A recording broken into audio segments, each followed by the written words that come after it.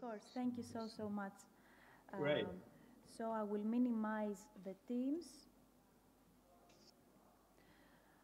Stelio, are we okay? Good.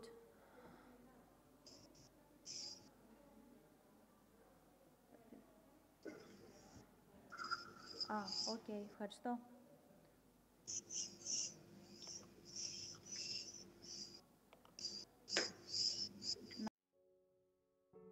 In order for the presenters to see what we all see now. Okay. So, Stelios, are we ready? Yes. I don't see Yasser Kazal, but maybe he's online. Hello, I'm here joining you. All right. Hi everyone. Hi, Yasser. Hi. Thank you to all of you. Hi. Okay. Thank you. So I would like to welcome you to our seminar. Thank you so much for being here online and offline, face-to-face with us. And it's my honor to be here with you and all the esteemed presenters. And it's also an honor to co-organize this event with all the organizations you see here with the Ecology, Psychiatry and Mental Health section of the World Psychiatric Association, with the European Society of Social Psychiatry, with the Social Psychiatry Organization, and the University of West Attica and Positive Minders. And also I thank our department, the Department of Occupational Therapy, my colleagues, and our head of the department, Professor Pericles, for giving us the chance to organize this seminar. Because this is a hybrid event, I would like to say once more to our online participants that what you need to do is to watch on YouTube the event and then to register 2 times in the form, in the beginning and in the end, in order to receive the certificate by email.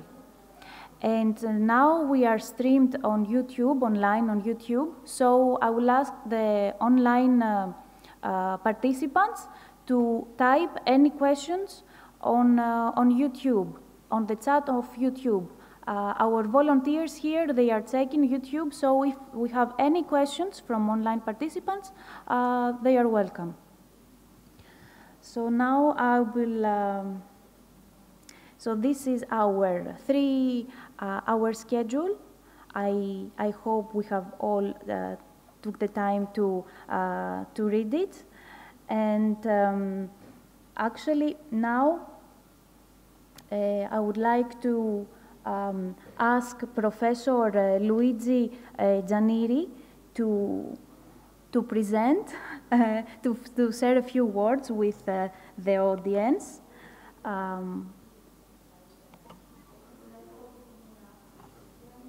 So, Professor Gianniri, I think you are muted.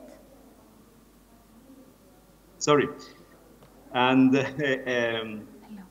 thank you very much, Christina. And it is a great pleasure and honor for me to introduce this seminar, which is organized by both the European Society of Social Psychiatry and, as you reminded before, the WPA, World Psychiatric Association section on ecology, psychiatry, and mental health, in collaboration with our wonderful hosts of the Athens University of West Attica.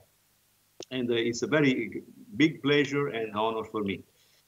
In addition to our guests, I would like to thank particularly Yasser Kazal, who was the unexhausted promoter of the initiative, which is relevant in bridging the already classical matter of ecology and mental health to other issues of social psychiatry, such as technology and the pandemics, as we have we'll have the opportunity to see in a brief.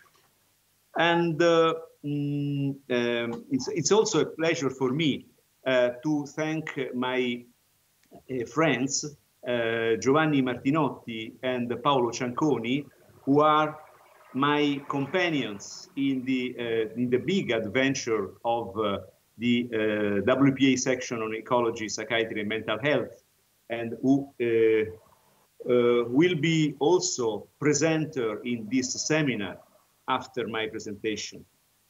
So we are coming from a very difficult era during which we had to face first the economic turmoil after the COVID-19 pandemics, and now the war in Europe and the consequent economic disaster.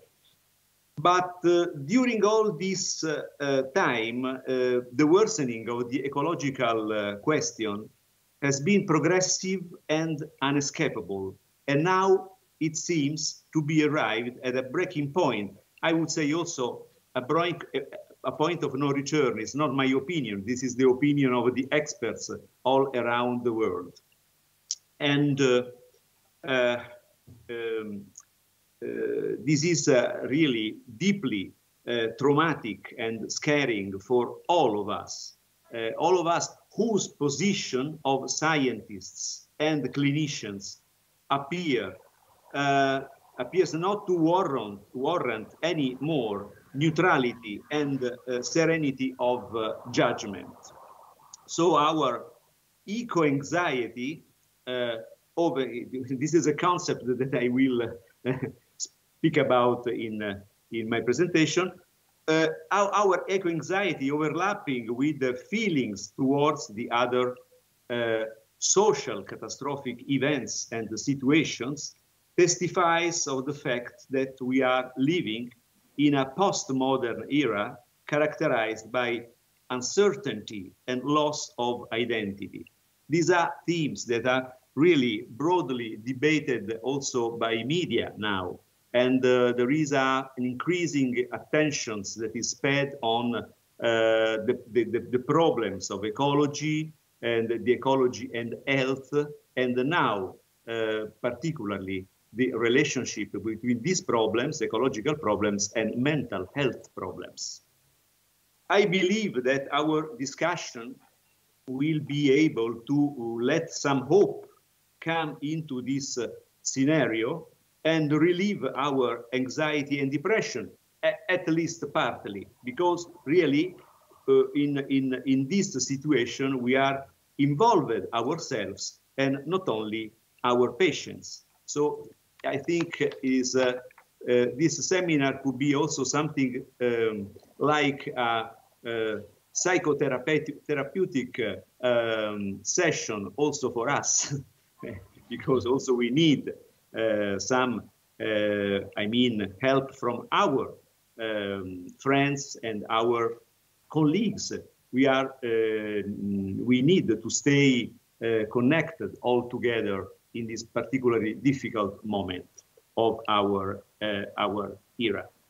So I wish really a good work for all of us and all of you, and I think also that the debate will be particularly rich and interesting. So good work for all of you.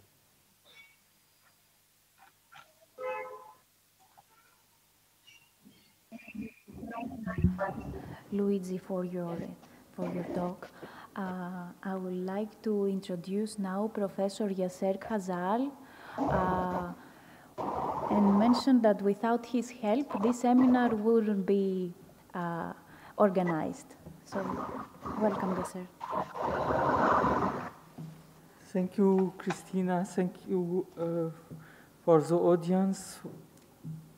We with your help, Christina, for this event, we have more than 300 registered people online and on site. Welcome to you here. I'm very happy to be here with you to work on this very important topic in the transforming world with the ecology aspect and the challenge coming from the digital health technology and the digital development. I would like to warmly add my thanks to Professor Christina Atanasopoulou, who really get a great job in organizing this conference with the help of the University of West Attica and the help of the different associations. And you get a great job for building the scientific program and for organizing this event, which is the first one of the European Society of Social Psychiatry, the first hybrid one since the COVID-19 survey. So now I would like also to thank all the share. Yeah. Excuse me, because someone is.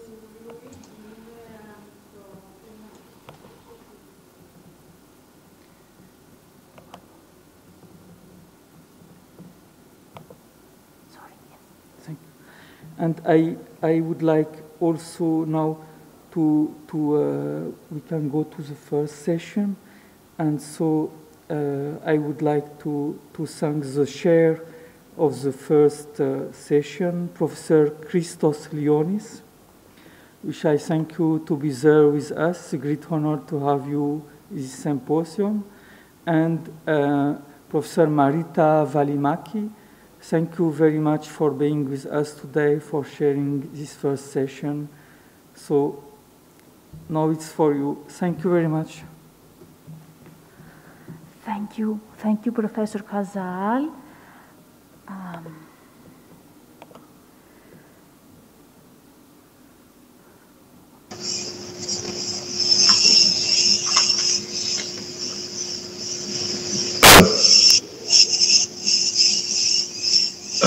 Dr. Atanasopoulou, you're thinking that is the time when you started the presentations?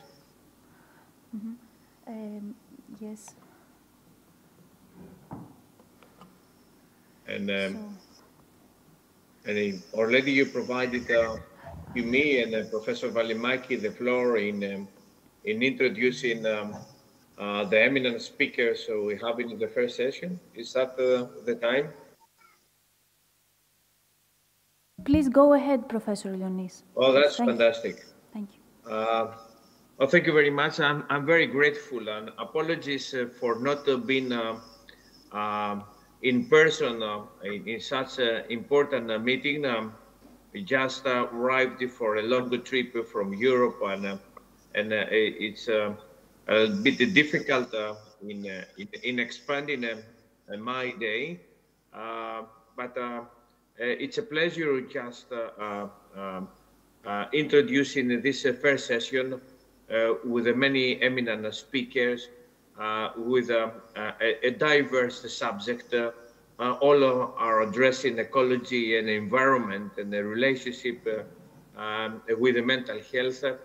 And we started with the first eminent colleague, Professor Luigi Gianniri. He's a professor in Catholic University of Sacred Heart of Rome, Giletti, Italy. Professor, you have the floor in addressing your presentation entitled the so-called psychothoracic syndrome. I'm very curious in listening to you. Please, Professor. Thank you, Professor Lionis. And I would like to share with you my slides. And okay, I will speak about the so-called psychothoracic syndromes, and we will see in short what it does mean. And really within the frame of the ecological question and the ecological relationship between the problem of environment and the problem of mental health, the last but not least are these psychotherapeutic syndrome arriving to us. So this is in the frame of the impact of long-term climate changes on our mind. So the association between climatic events and mental disorders, from the at least from the point of view of a continuous perceived threat from environment, has been labeled during the time, but starting from a certain point that I will signal to you, labeled with new terms such as eco-anxiety, eco-guilty, eco-paralysis, ecological grief, and solastalgia. And we will address these terms and concepts now. Particularly psychotherapeutic syndromes, starting from these very large and broad, interesting groups and new groups of mental health problems. And with the term of psychotherapeutic, we refer to Earth-related mental health states emerging as fundamental when we analyze the deep relationship between Homo sapiens and his environment. So the term was created by Glenn Albrecht.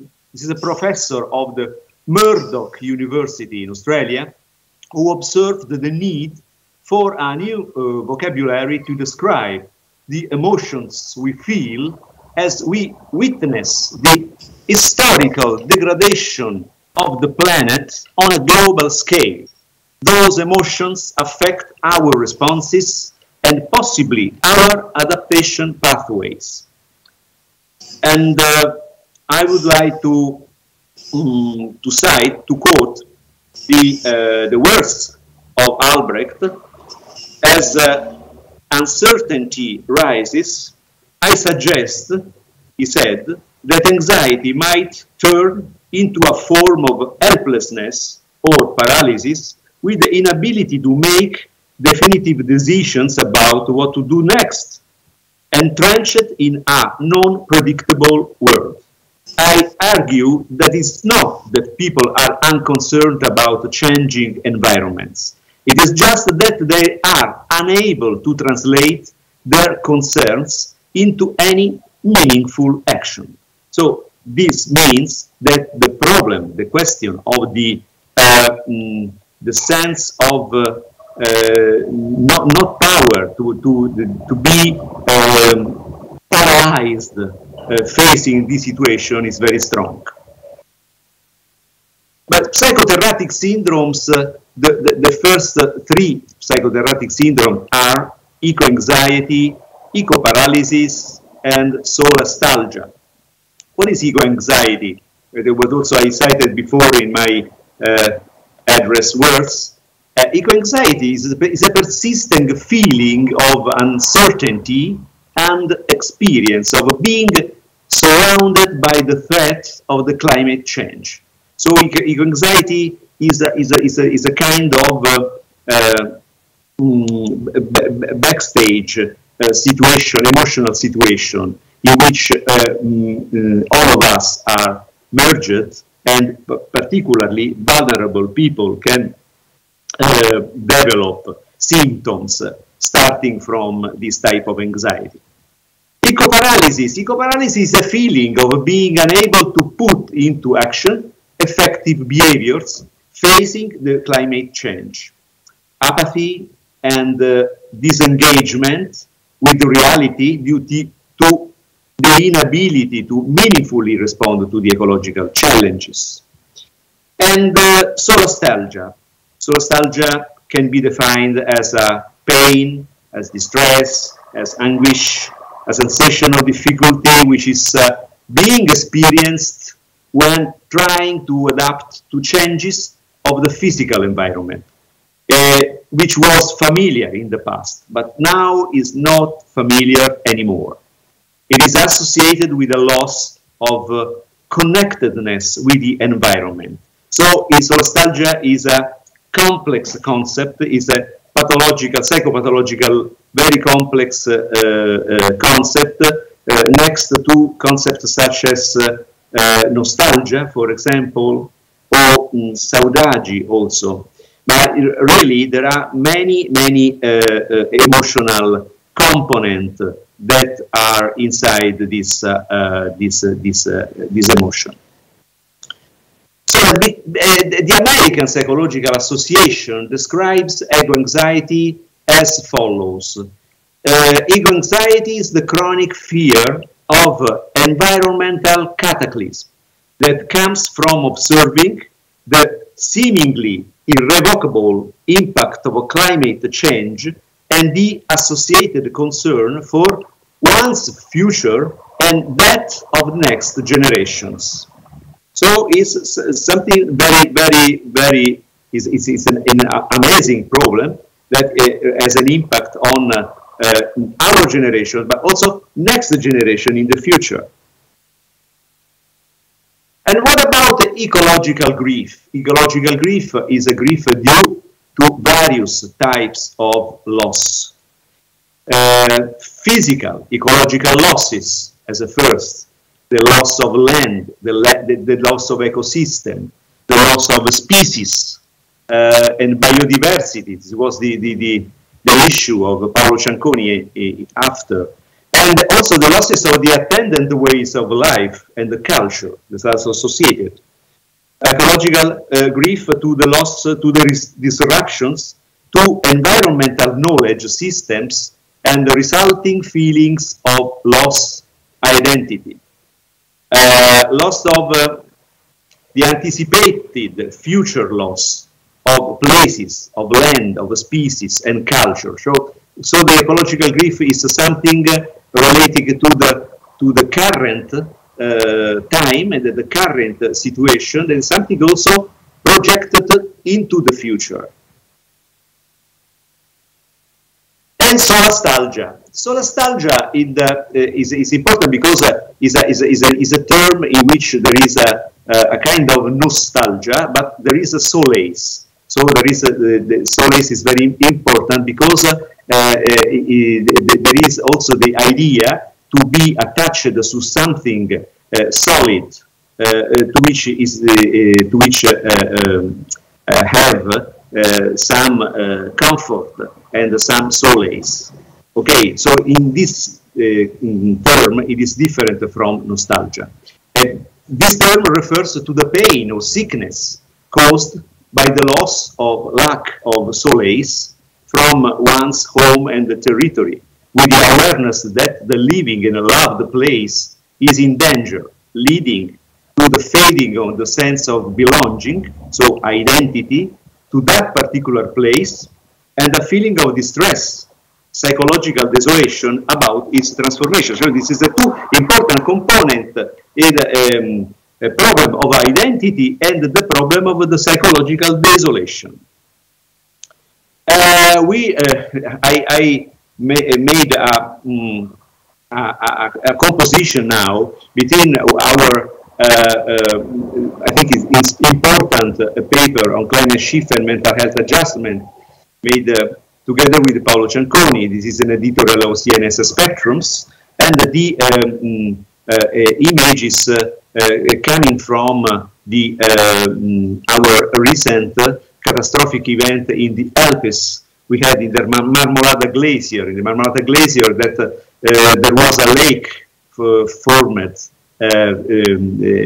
beneath the glacier. So something like an avalanche came down with ice, rocks, and soil, and this was able to kill 10 persons, and it was an amazing problem, an amazing event, because it was the first event clearly related to the warming climate. climate change. And this is what also what appears in our newspaper Repubblica just after these catastrophic events on the Marmolada 4 days ago. So because land, it is very related to the problem of solastalgia, because from this point in advance, it is predictable that our idea of mountain, our feeling towards a mountain is very changed. So landscape is the place where I'm living, that I'm looking for in holidays, that comes back in dreams.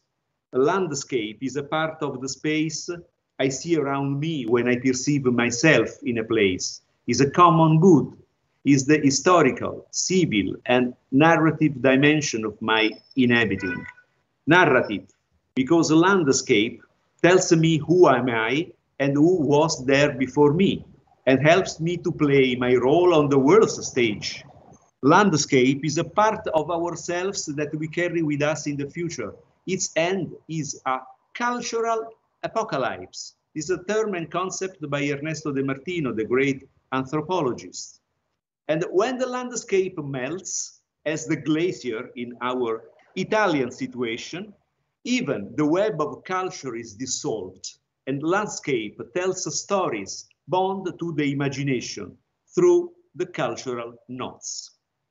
So this was 4 years ago, another mountain disaster. This is the Vaia disaster in the northeast Alps, the windstorm at 200 kilometers per hour, thousands of hectares of felled forest trees.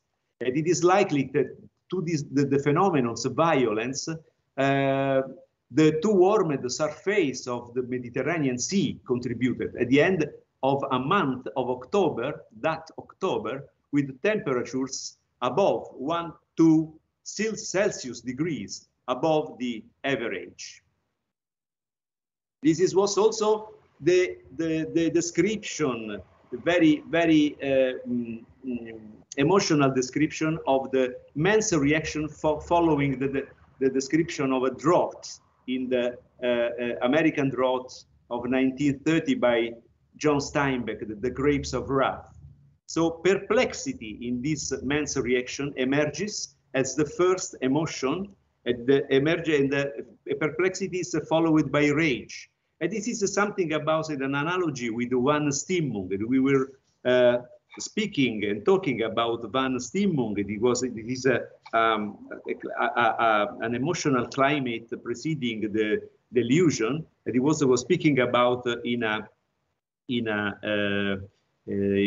congress just the day before yesterday with Giovanni Martinotti, who was the organizer of this congress on Van Stimmung and other psychopathological ideas. So also the ecopsychology and psychotherapy, eco-anxiety, how to cope with eco-anxiety, interventions of individual or group psychotherapy, just to identify the threats coming from the climate change, to put in action strategies aimed at managing feelings and ideas deriving from the emotional stress linked to the climate change. Also, in order to accept that the coping with these threats is needed now, and to make a behavioral commitment to modify the one's lifestyle and induce an active hope, as Messi and his collaborators says. Emotional resilience, a very important idea, powered by art, by literature, by spirituality.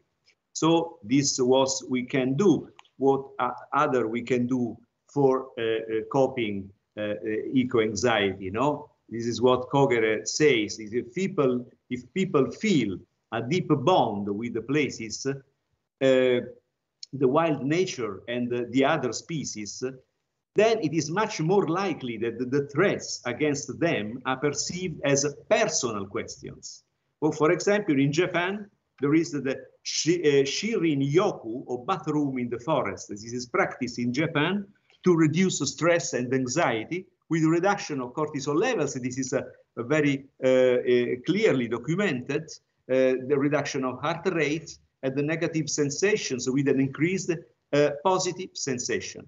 And last, this is my last slide.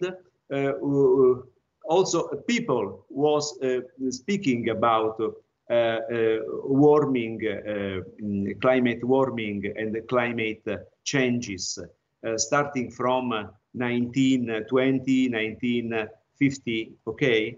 And just now, in these few years, we are starting to speak about the impact of climate change on mental health.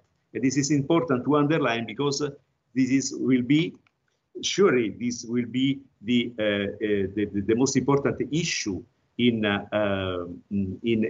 psychiatry, I think, and also in psychotherapy. We have to start to speaking about this because it's the relevant issue in the next years. Thank you very much for your attention.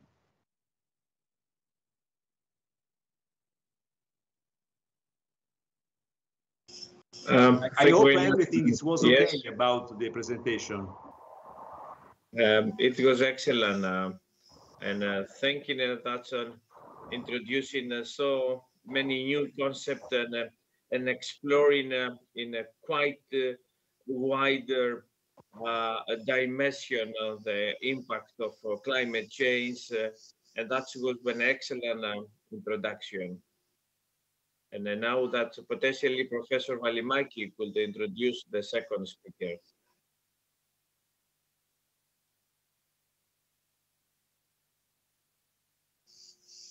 I'm sorry to interrupt. Stelios, please tell me, we need 1 minute break, right? So please give us 1 minute because we need to do some technical adjustment. Okay? Just 1 minute. Okay. Stay here, 1 minute. Thank you.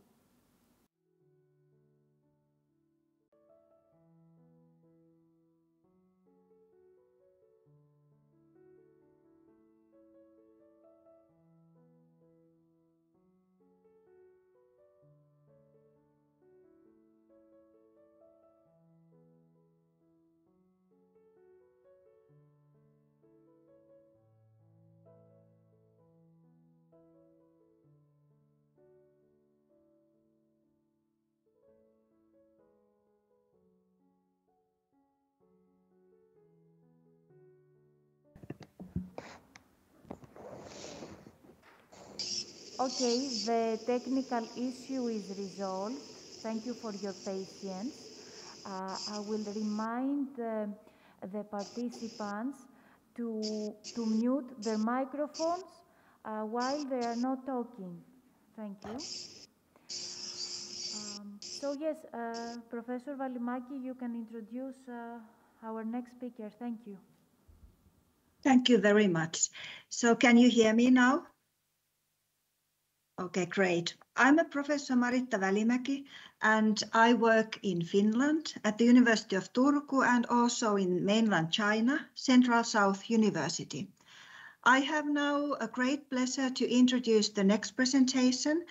It's Professor Giovanni Martinotti, University of Annunzio, Chieti, Italy, and the University of Hertfordshire, UK.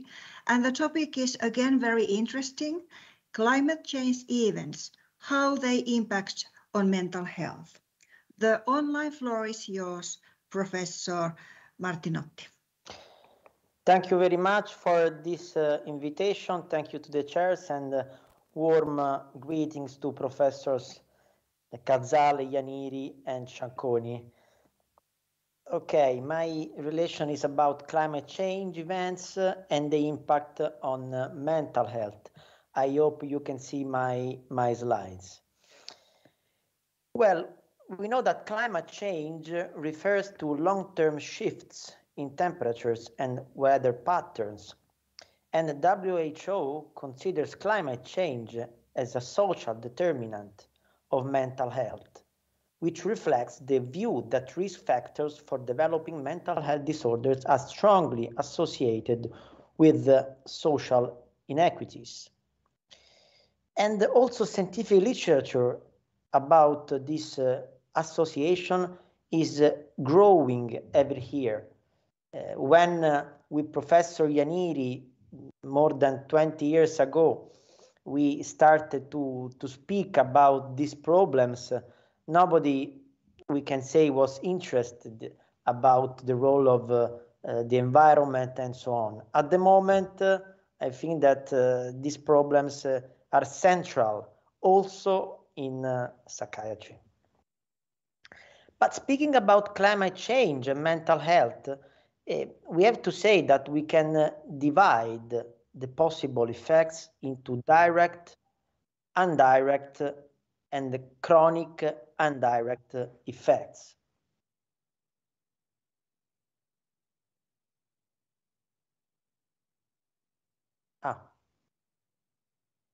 Let me try to change something.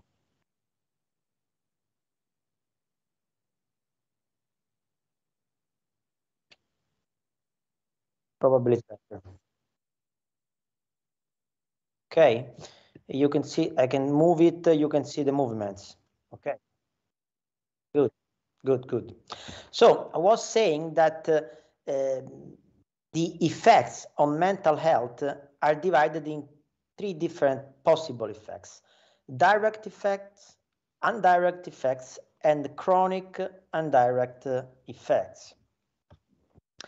Of course, direct effects of climate change on mental health generally include stress-related and trauma-related sequelae of an acute event.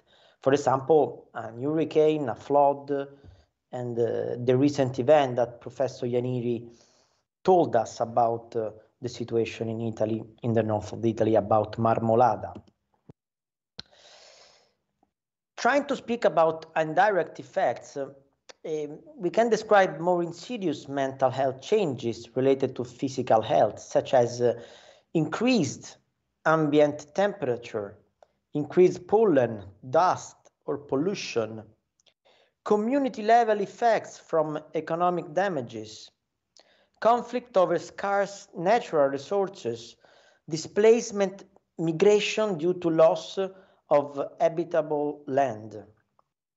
And to this respect, we can see that the number of climate refugees is expected to increase. And we know that a consistent part of immigrants are determined by a problem correlated to the climate change.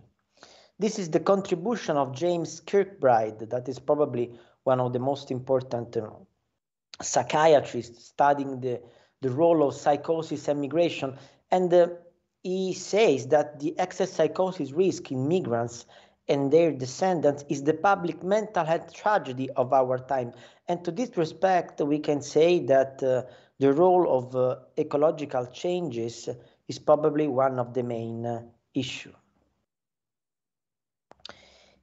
We know for sure that these images are really something that is in our mind during these periods of wars, but apart from other aspects like wars, that situation that we are living now, the ecological reason behind migration is very, very, very strong. Speaking about climate change and mental health, we know that chronic and direct mental health effects also include helplessness, worry, and fear of rapid climate change, known as solastalgia, ego-anxiety, or climate grief. Professor Iannieri explained these terms with specific emphasis. And in order to understand these phenomena, we have to consider also possible vulnerability and risk factors. For example, the risk of exposure in some specific area, these are higher than in other. Being an indigenous people, children and adolescents, older adults, female gender, the presence of medical conditions, and of course, low socioeconomic status. These risk factors can be relevant in order to explain the role of ecological changes, both direct and indirect. We also have possible protective factors like the role of resilience, the adversity-related positive development, and health-promoting effects interacting with nature and natural landscapes. In terms of resilience, for example, we know for sure that in some area of Italy, the central part of Italy, which is the place where I'm working, in the Abruzzo region, the region that is known for some specific natural phenomena. And in this area, people living, for example, in the area of L'Aquila, where we have every 5-6 years relevant earthquakes, in this area, the level of resilience is higher. And because, of course, the population is in some way accustomed to this kind of events. And in some way, this population is epigenetically protected to this kind of events. But this is another topic that in the future could be discussed.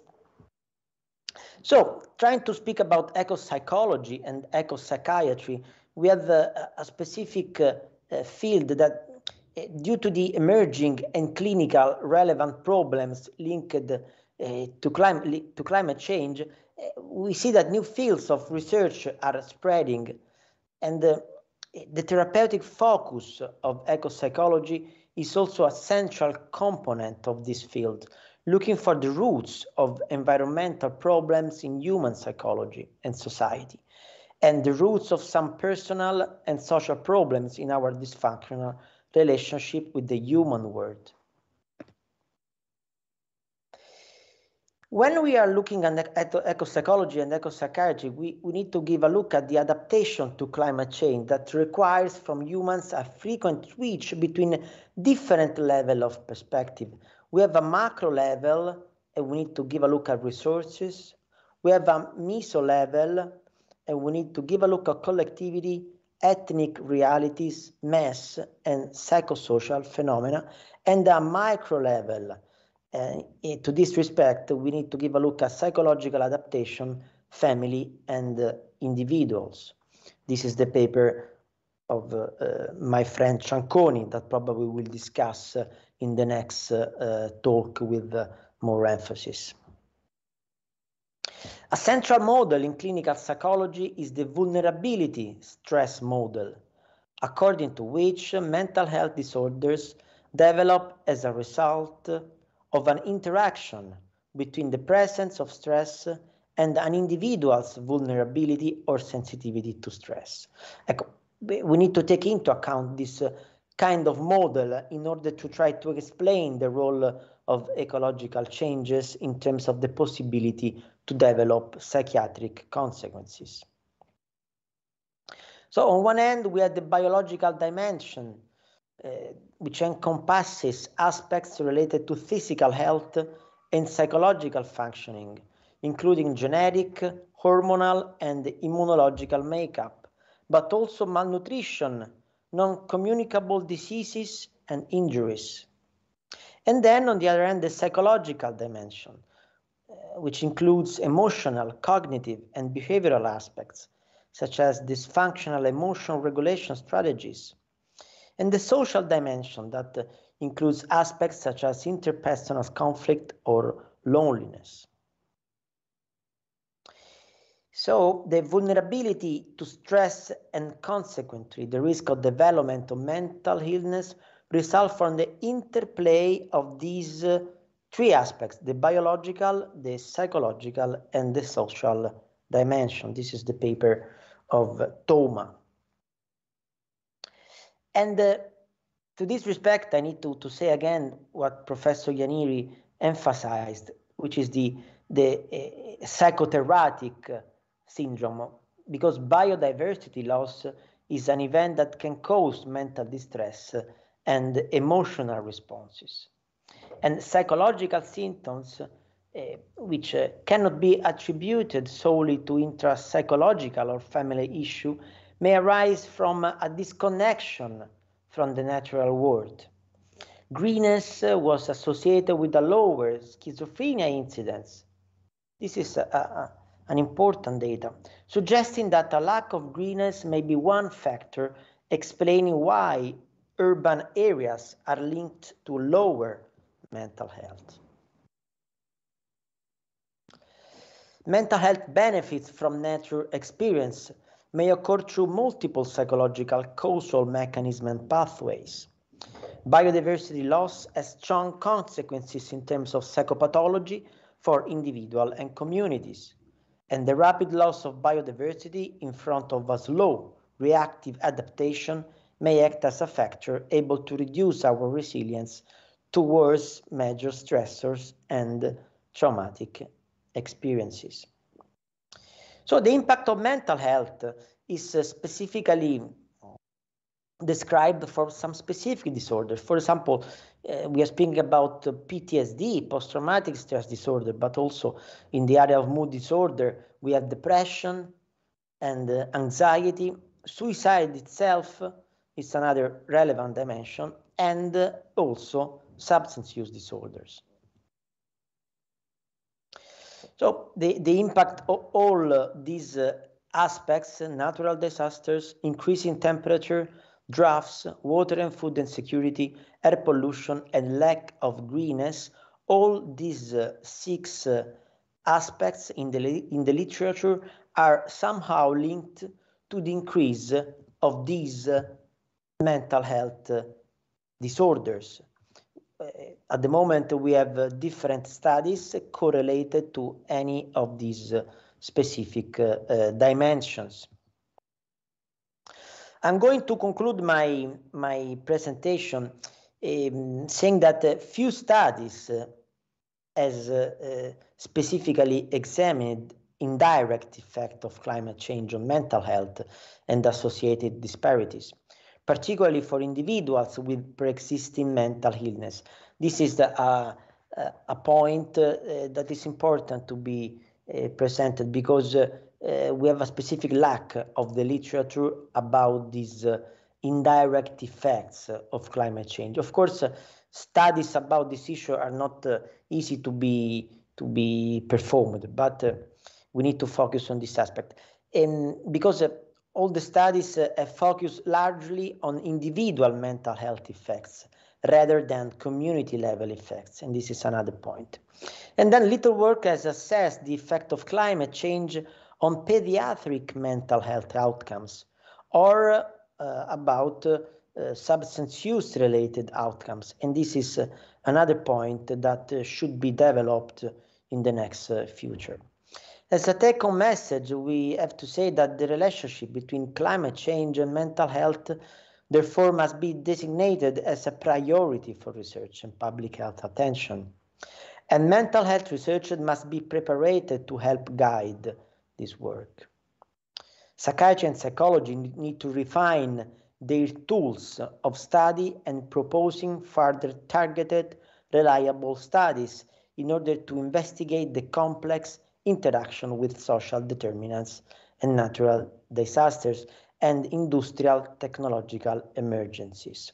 So we need to try to improve our research in these fields because otherwise I do think that psychiatry will lack a very important opportunity for the future. Thank you very much for your attention. Thank you very much, Professor Martinotti, and even your presentation was thought-provoking and a little bit sensitive and emotional. I think that it offered excellent conceptions and hope and direction for the future, how to manage these global problems in the future. Thank you very much. So now I would like to give the floor back to the Professor Leonis to introduce the next presentation. Thank you very much. Thank you very much, Professor Välimäki, and it's a great pleasure for me in introducing Professor Evanthea Sakellari at the Department of Public and Community Health, Laboratory of Hygiene and Epidemiology at the University of West Africa, Attica, Greece. And Professor Sakellari we'll continue the discussion on and exploring the impact of climate change and environmental influence on mental health promotion, especially exploring those influence at the community level. Professor Sakellari, you have it.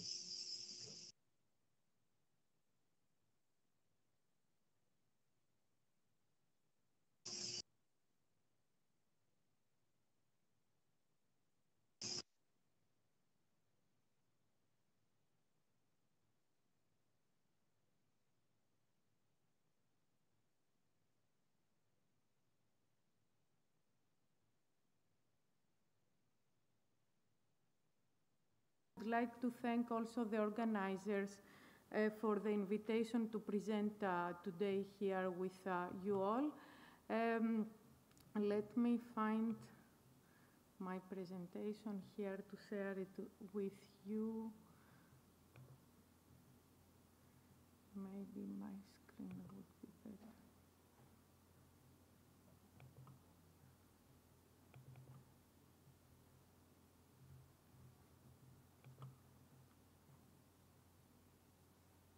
Okay. All right, thanks. Okay, thank you.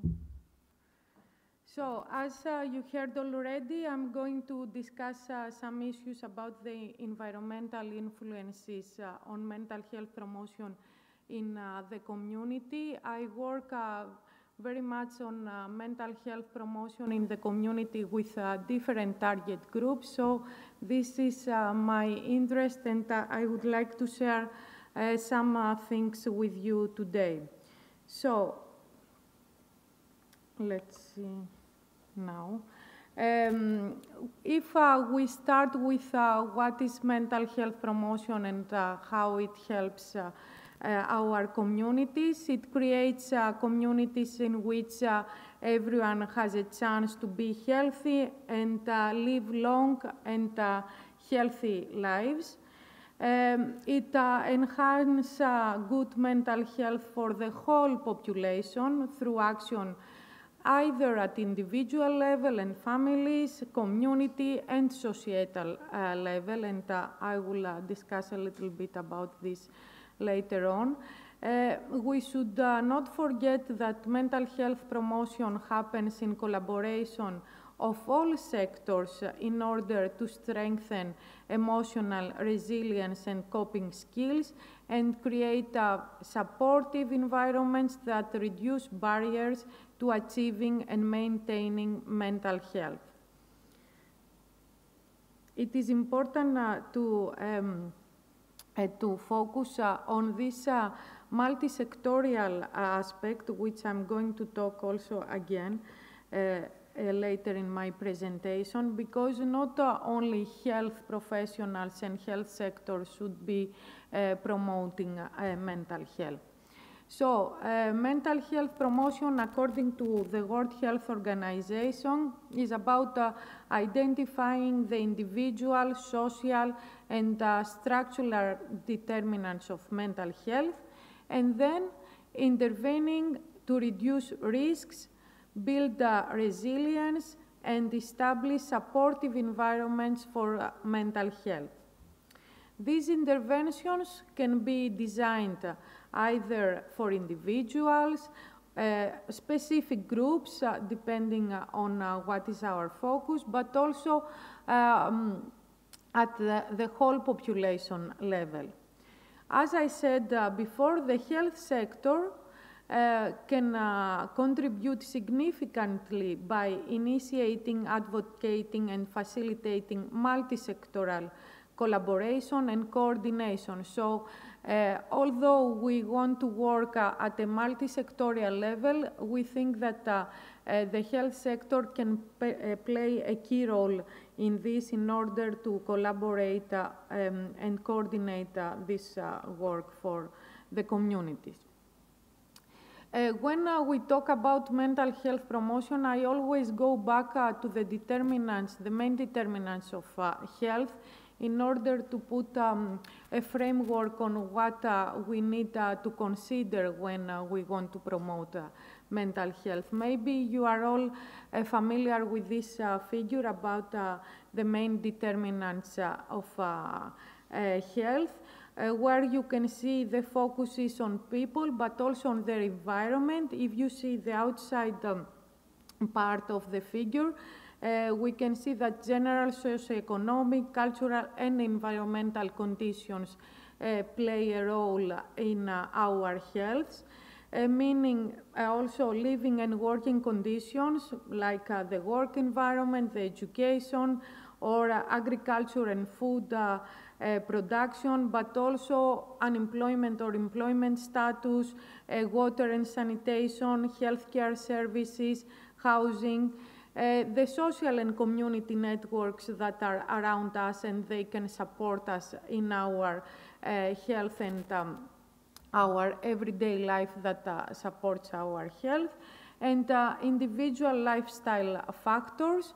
But also you can see some determinants like age and sex and constitutional factors which could not be changed. But about the determinants of mental health, the World Health Organization claims that there are individual, psychological, and biological factors such as emotional skills, substance use, and genetics can make also people more vulnerable to mental health problems.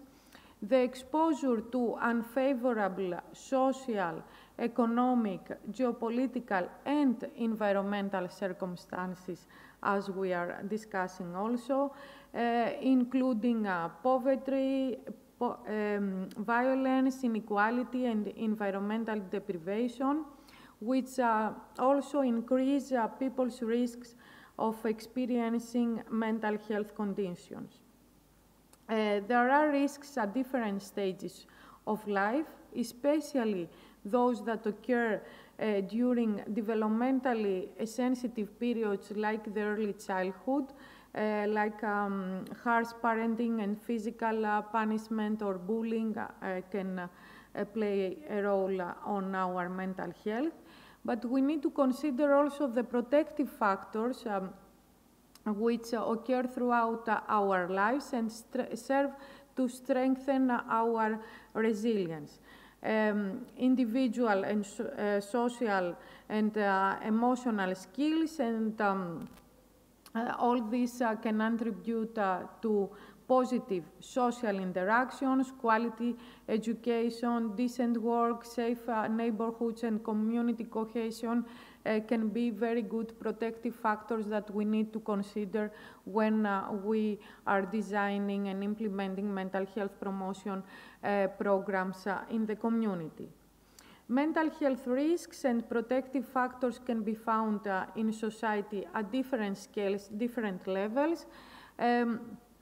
For example, local threats heighten risk for individuals, families, and communities, while global threats heighten risk for whole populations and include also the economic downturns, disease outbreaks like we are experiencing now, humanitarian emergencies, and forced displacement, and the growing climate crisis, as we are discussing today. So when we are working in mental health promotion, we have in mind a lot the socio-ecological model, which include, as you see, the individual and initiatives that are at an individual level of different programs we implement, where we want the individual, each person, to have healthier lifestyles that promote their health. We can see the interpersonal relationship for the individuals with the community, doing some group work together, but also include the community and the different stakeholders that can support our mental health promotion initiatives. Of course, the societal level is very important because it refers to advocating different regulations and laws and strategies and mental health policies that can promote our mental health. Now I move to the ecological models that we most of the times take under consideration when we are designing mental health promotion programs, because they acknowledge the importance of human-environment interactions in understanding and changing behavior. So we consider these models incorporate multiple levels of influence on behavior, including, of course, policy, community, organizational, social, individual levels of influence. About the ecological models, there have been studies that explore the health behavior correlates. Then they have identified determinants at the individual level, with fewer exploring correlates at social, physical, and policy level. So this means that we still need to have more studies on these correlates and see how these social, physical, and policy levels may influence the health behavior in a better way. Because most of us, we work at an individual level.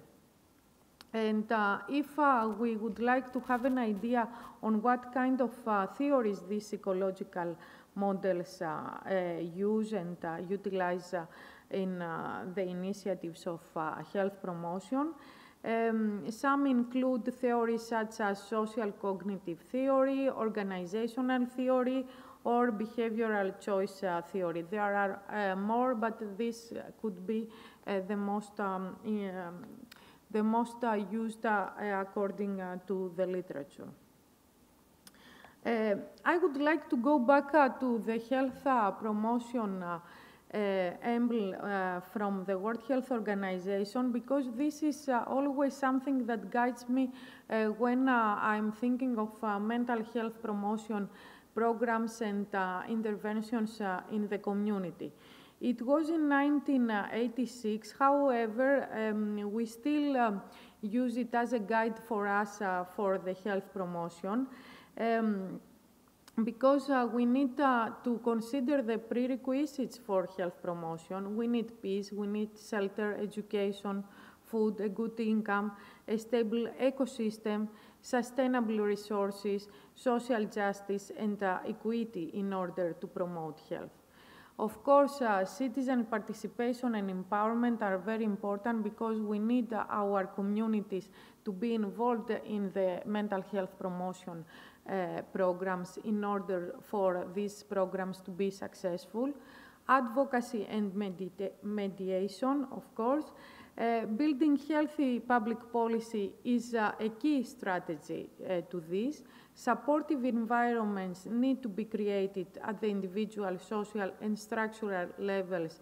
And these environments include not only the social environments, but also the physical environments, so the ecological one that can support, as we have heard already from the previous speakers, our mental health.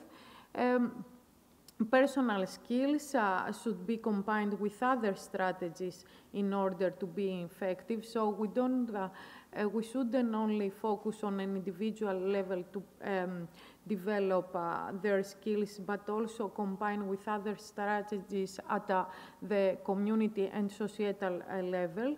And of course, reorient health services there will be services that promote our mental health. And I come back again to the intersectoral action and inter-organizational partnerships at all levels, taking into account the socio-environmental context, which are central to the effectiveness of mental health promotion programs. And if Ottawa Charter is the guide. We move to the Sustainable Development Goals nowadays, where the third goal includes good health and well-being, and it urges us to ensure healthy lives and promote well-being for all people and at all ages. So this is always connecting the health promotion Ottawa Charter with today's goals in our a new era in our societies. But also what we need to consider is that we need to see health as one health, which include the human health, the environmental health, and animal health, because all interact to the health of our societies today. So this needs this should be guide us when we are designing, implementing, and evaluating mental health promotion initiatives and interventions in the community. And of course, we always should think about the whole community approach, because individuals are not enough, and in order to promote their mental health. They might have the skills, but if the environment is not supportive enough, then the programs will not be successful. So a supportive environment, social and ecological environment is also needed. We need to see the communities with their health assets, because they have health needs, but they have also assets that we need to consider and build on them. We don't need to start from scratch every time we are designing mental health problems. We can see the needs of the community, and we can see what are their assets in order to promote, to use them and promote their mental health. So empowerment and participatory methods are very important for the mental health promotion programs. And this is how we educate our students in the Department of Public and Community Health, where I'm also teaching. We have these two bachelor programs in public health and community health, and the community health study program is focusing on health promotion. So mental health promotion is a big part of our study programs, and you can see also on the slide listed our master programs, which are focused on health promotion, and we also have a master program in environmental communication, because we think that this is an important aspect nowadays. And of course, we offer also the PhD studies in public and community health, which in most cases we build different interventions, health promotion intervention, including mental health promotion intervention, based on the health needs of the communities and the target population. And of course, the Laboratory of Hygiene and Epidemiology of our department has different projects in research and development, including projects on mental health promotion in the community. And one recent one is a project about promoting mental health in primary schools, where we develop health education material for all people involved in the school community, in order to build their knowledge and skills and promote the mental health of the school setting in primary schools. We offer continuing education programs, which we see they are very successful and very popular, because these programs offer education to either professionals but also the general public who are in need of this kind of education, and different seminars and conferences. We are involved in the organization and in different talks, different faculty members from us. And we are always in very close collaboration with the Ministry of Health, but also different communities at municipality level in order to promote communities and develop the communities with them according to their needs. So to conclude, I would like to summarize that when we are thinking about mental health promotion, we should always think the individual, but also the community, because this individual belongs to a community, and this community can be supportive. The environment this individual lives can be very supportive in order to promote his or her mental health, but also we need to consider mental health promotion at a societal level, because this is where the strategies and policies and regulations will be enforced and will be developed in order to promote mental health of our communities.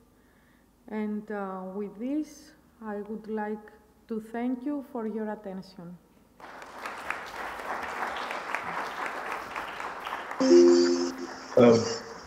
Thank you very much, Professor Sakelaris. It is a very important talk. I like the key concept of mental health promotion, and giving a more focus also on a health asset is another issue that usually we are missing or we're discussing. Health promotion. Very much appreciate.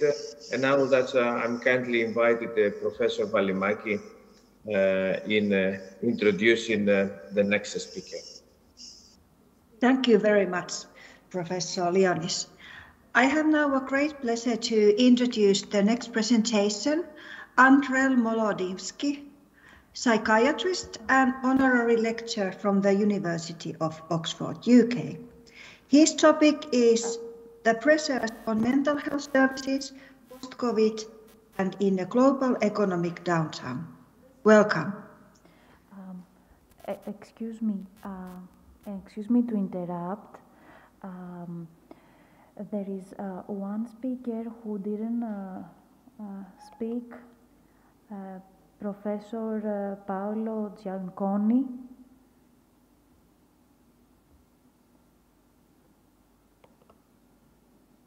I don't know if you can hear me. Yes. Okay. So, because I was just looking about the... Yes, yes, I'm sorry for the misunderstanding, yes. So, no problem. So, do I now introduce the next presentation, Professor Paolo Gianconi? Yes, sure, thank you. Oh, thank you very much. So, if you allow, Professor Gianconi, can you please introduce yourself and your topic? Hello, everybody. Good morning. Thank you for presentation. Thank you for the scientific committee of this interesting seminar. Thank you to Professor Casal, my friends that are on the screen, and of course the great Athens, that university which hosts us. So now, Christina, I will try to see the slides, and let's see if it is working. I pressed the button. Condivisione.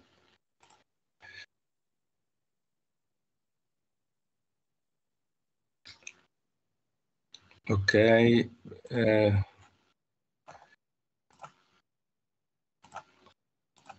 Do you see?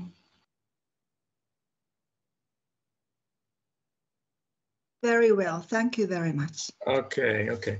And so My speech will be related to a new topic, which it is inside the climate change, let's say, topic, and we can speak about this biodiversity loss and mental disorders. We have recently published something with a group of Professor Ianiri around this theme, and I want to share with you some of the things that we find, and also because Italy, it is in the middle of extreme climatic events. We are facing, like all Europe, transformation of our environment, and so some of this topic I want to share with you. Climate change is one of the greatest challenges of our time. The effect of climate change exposes biological subjects, including communities, to a concern. And the concern is a scientific community. What kind of challenges we have?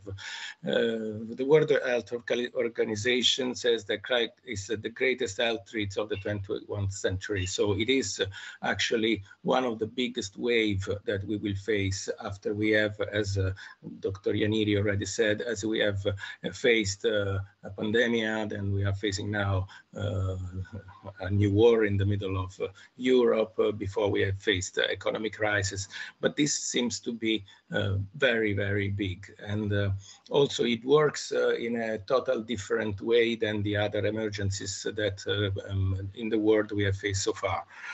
This that you see here, for example, is the Earth black box that has been built in an island near Tasmania that will record the climate change if we will not be there at the end of the point. So if it will drive the extinction of society, this monolith will record what has happened to our planets. And climate change can drive different kind of maladjustments, including the ones that we specialists in the mental health are interested in it, so psychopathological manifestations.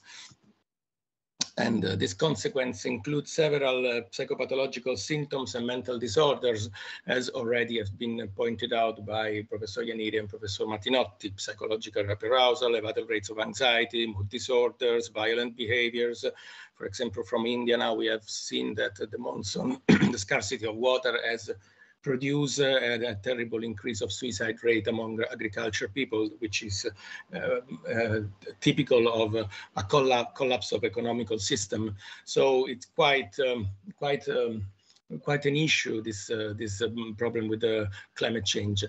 Climate change, as Martinotti has already pointed out, is divided in practically in three different kind of impact: extreme weather events, subacute weather events, and environmental change involving the biosphere's planet's climate. So the last one is the one that regarding the most the loss of biomass, because this last one we know really little. We can accumulate experience on the first two, but the last one, which it will be how the biosphere will change and our planet will change and how we will adapt to this, it's quite still object of a lot of studies and different theories. Exposure to biodiversity loss can be included in a mix of persistent harmful events. So loss of biodiversity belongs to the changes of a biosphere. It is a phenomenon in itself, and it's also part and consequences of climate change. Climate change, biodiversity loss, soil degradation have affected society since the beginning of our story on this planet. These phenomena require a long time to recover. Society takes long time to recover after a shock like this. But in general, life after a shock, like a huge global shock, takes long time to start again, to be taking colonization of the planet after it has been happened something global problem. Biodiversity is considered, it's a term that is being used in many ways, and sometimes too much is used in a not strictly scientific definition, so that maybe people think that is the loss of biodiversity, for example, the falling of a couple of trees inside of a park in a town. So biodiversity is a multi-phased concept, and biodiversity loss. So to understand how it is when something is missing in an area has to be related to ecosystem. So if it is related to the ecosystems, then we have more a scientific approach.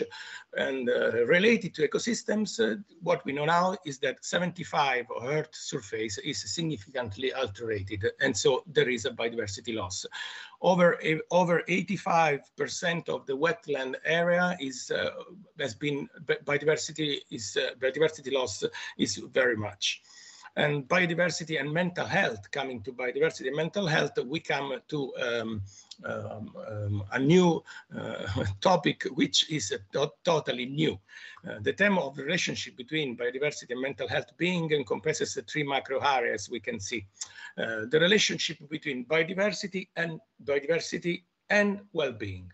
And in this, you can find it all from philosophical to ecological to psychological, different kind of ideas and different kind of philosophy. But the relationship between biodiversity and mental health, which is more related to what happens to our brain relationship to biodiversity, and only finally, the relationship between biodiversity loss and psychopathology. Related to the first, the relationship between biodiversity and well-being. A wealth of study has demonstrated that nature experience is associated with the psychological well-being. This is more than a scientific thing, it's a romantic thing. There are, in fact, a lot of studies that are not at all agree with that. The correlation between biodiversity richness and health is not really being demonstrated. So that being in the green, being with animals, being in the middle of a lot of birds, being in a good place can be considered wellness. I don't know. For example, there are many populations that lives there and they don't feel that there is such a good wellness. Anyway, studies are not unequivocal about that. Regarding the second topic, the relationship between biodiversity and mental health. So how it's related, biodiversity and mental health.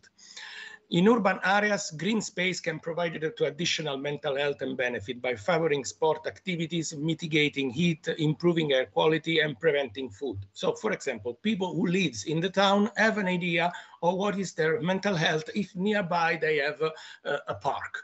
And they think, oh, if I have nearby a park, my mental health is better because I can walk in the park. And maybe just 200 meters behind, there are a lot of toxic air, and they think that there is no relation with that. So what we have, the literature also report association with reduction in risk factor with psychiatric disorders. For example, improved sleep, reduced chronic stress, decreased incidence of certain disorders, such as anxiety, depression, substance use disorders, and ADHD. But it is really a matter of who is telling that that is feeling this biodiversity. It is a person that lives in the agriculture environment, it is a person that lives in the Fifth Avenue, or it is a person that lives in the middle of a jungle, in the middle of Congo, or in Amazon forest. However, many studies in nature of experience do not carefully consider whatever the nature can be part of the ecosystem. In case of urban green areas, people have a particular idea what is the greenery, for example. That suggestion that may be perceived biodiversity rather than actual what it is biodiversity influence mental health. For example, many people say, I feel much better looking at a movie about the forest, about the animal, or looking at the photos, which it is not really the perceiving direct with biodiversity. It's just what you see in a screen. In fact, it's been shown that feeling psychological well-being depends very much on the information that is received. So if they give you good information, maybe you feel better. But if they give you bad information, for example, entering in a park, they tell you, well, this park, it looks green, but in real, it's terrible, and we have a lot of problems, and there are a lot of plants that should not be here, and maybe there is more mouses, then you have a totally different idea of what is your protection. The characteristics of nature are important for mental health. This is clear, but what is this characteristic and what they do to us, it is not at all clear. in a scientific ways. However, we have some evidence. For example, studies shows that green spaces large enough and close enough to the community can reduce the risk of schizophrenia. So we start to have some studies. While people residing in lowest amount of greenery space have had 24% higher risk of developing schizophrenia. So some studies are emerging now. And finally, we arrive to the end. So does biodiversity cause mental disorders? If we have a biodiversity loss, do we have mental disorder? Do we have something happens to our mental health? While biodiversity may be linked to well-being and maintenance of mental health, it is completely different matter if it is loss of biodiversity compromising our mental health. So biodiversity loss, it is not clear if it is compromising our mental health. The first problem arises, how do we measure biodiversity loss? How do we realize that there is a loss of biodiversity? What the people feel when they feel, oh, there is a biodiversity loss in this region? Finally, it is really what people feel missing that eventually create mental disorders? We actually don't know. Marcel and colleagues found that there is some evidence suggesting that biodiversity promotes better mental health and well-being, but more studies reported a non-significant association. I would like to underline this. A possible interpretation of this is that if certain threshold is not exceeded, the loss of biodiversity would not bring direct negative impact on mental health and well-being. And this is very important. It tells that people are not aware that they are in a threat if biodiversity is not very much compromised. This means that our warning system can be bypassed by this system. We arrive when it's too much late and there is nothing that we can do because we have to feel a real disaster to understand that there is a disaster.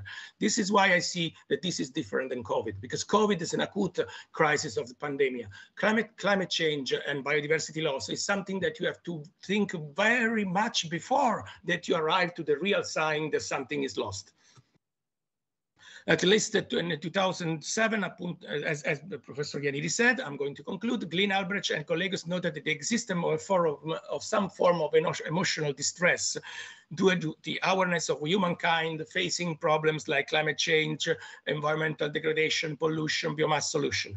These biospheric concerns are today object of new studies, and suggesting that our awareness is also linked to what is termed of these psychoerratic syndromes, including phenomena such as eco-anxiety, eco-guilt, eco-paralysis, ecological grief, and solastalgia. So we can see, is it psychopathology a warning signal to us? I would say that psychopathology could be seen as a warning sign. If we see a lot of people getting sick of this kind of mental disorders or this kind of syndromes, we should see that something has to be done because the population are having the alert. So, taking home message, the functional adaptation of biological, phenotypical, behavioral, and technological the species can generate in the face of radical changes, such as massive loss of biodiversity, is totally only speculative. Maladjustment range from psychopathology of individual and groups to process of collapse of complex society in general. So this is really much related. Biodiversity loss is really much related to the collapse of complex society, the matter of the collapse of complex society and the populations that lives inside complex societies as ours. Some of these syndromes related to climate change and biodiversity loss are probably going to see a lot in the future. So they are going to be increasing. It can be hypothesized that rapid loss of biodiversity in front of slow reactive adaptation may act as a factor of able to reduce our resilience toward major stressor and future changes. So biodiversity loss can reduce our resilience to stay in a biosphere which is changing. In reason of this, neurobiological risk factors may have a fertile ground favoring fluid development of symptoms and syndromes.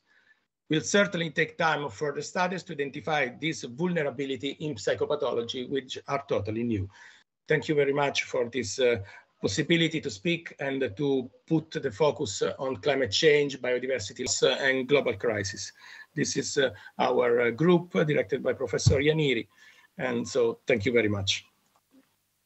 Thank you very much, Professor Ciancioni. We really heard today new concepts again, methodological approaches and steps how to consider the relationship between biodiversity and mental health in the future. So we can really see that this is a new area to be studied in the coming years. So thank you very much for giving us guidance for the future. Thank you. Thank you.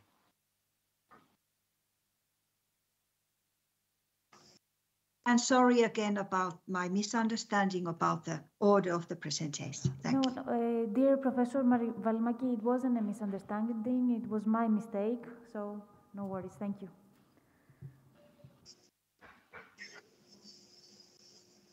And Dr. Athanassopoulou, now is the time in introducing Dr. Molodinsky. Yes, exactly, yes, thank you so much. There is an echo. I don't know what happened. But it's a pleasure for me in introducing Dr. Andrea Molodinsky, psychiatrist, honorary senior lecturer at Oxford University, UK. Dr. Molodinsky will present a challenging subject, the pressure on mental health services post-COVID in a global economic downturn. Please, Dr. Molodinsky, you have the floor. Thank you very much, Professor Leonis. Thank you.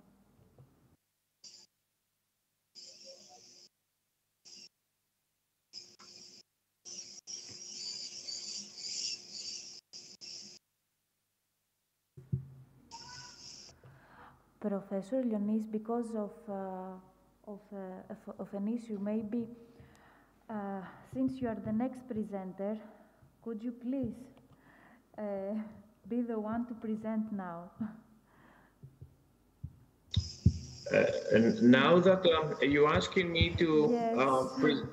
giving them, okay, and I'm trying in highlighting. Can you see my presentation? Yes, give us a moment to. We see and when you prepare the presentation, may I introduce then Professor Leonis? Perfect, thank you, thank you. This is my great pleasure to introduce the next presentation, Professor Leonis from Greece, and this is my special pleasure because I have been collaborating with him during the last years, and I have to share with you about what I learned from him actually by collaborating with Christina. So I remember that Christina told that Professor Leonis says that he is willing to supervise the PhD if Christina will share the knowledge to the audience and the next generation. And I can say now that Christina is doing that. So then the Professor Leonis' ideas and thoughts are well disseminated today. So warmly welcome, Professor Leonis. And the topic is from Descartes' time until today, unifying mind, body, spirit, and making connections with environment. Thank you very much and warmly welcome.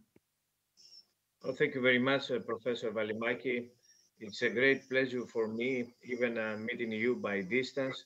And always I remember the very fruitful and very effective collaboration that the University of Turku has with the University of Crete in promoting the dissertation of Dr. Athanassopoulou. Dr. Athanassopoulou, can you see me the screen? We can see you, your camera, but we cannot see your screen yet. I don't know how I'm.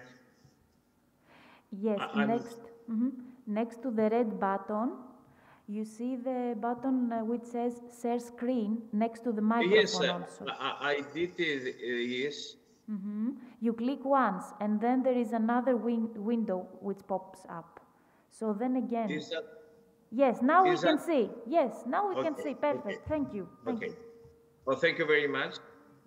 I have a little bit adapted my presentation, trying a little bit to make more clear to what extent the current crisis, the current multiple crisis, not only on environment, but also in post-COVID period, we have experienced so many challenges, including the war effect. And that's, I decided a little bit to adapt and making clear to what extent the integration of mental health into primary care is one of the tools that needed to be utilized in a little bit reducing the burden of this multi-crisis. I'm thinking that everybody is aware about René Descartes and also his thesis, well known as a mind-body dualism. The mind-body distinction, according to René Descartes, is just saying that both mind and body are separate and each identities, and that's no any could exist without the other.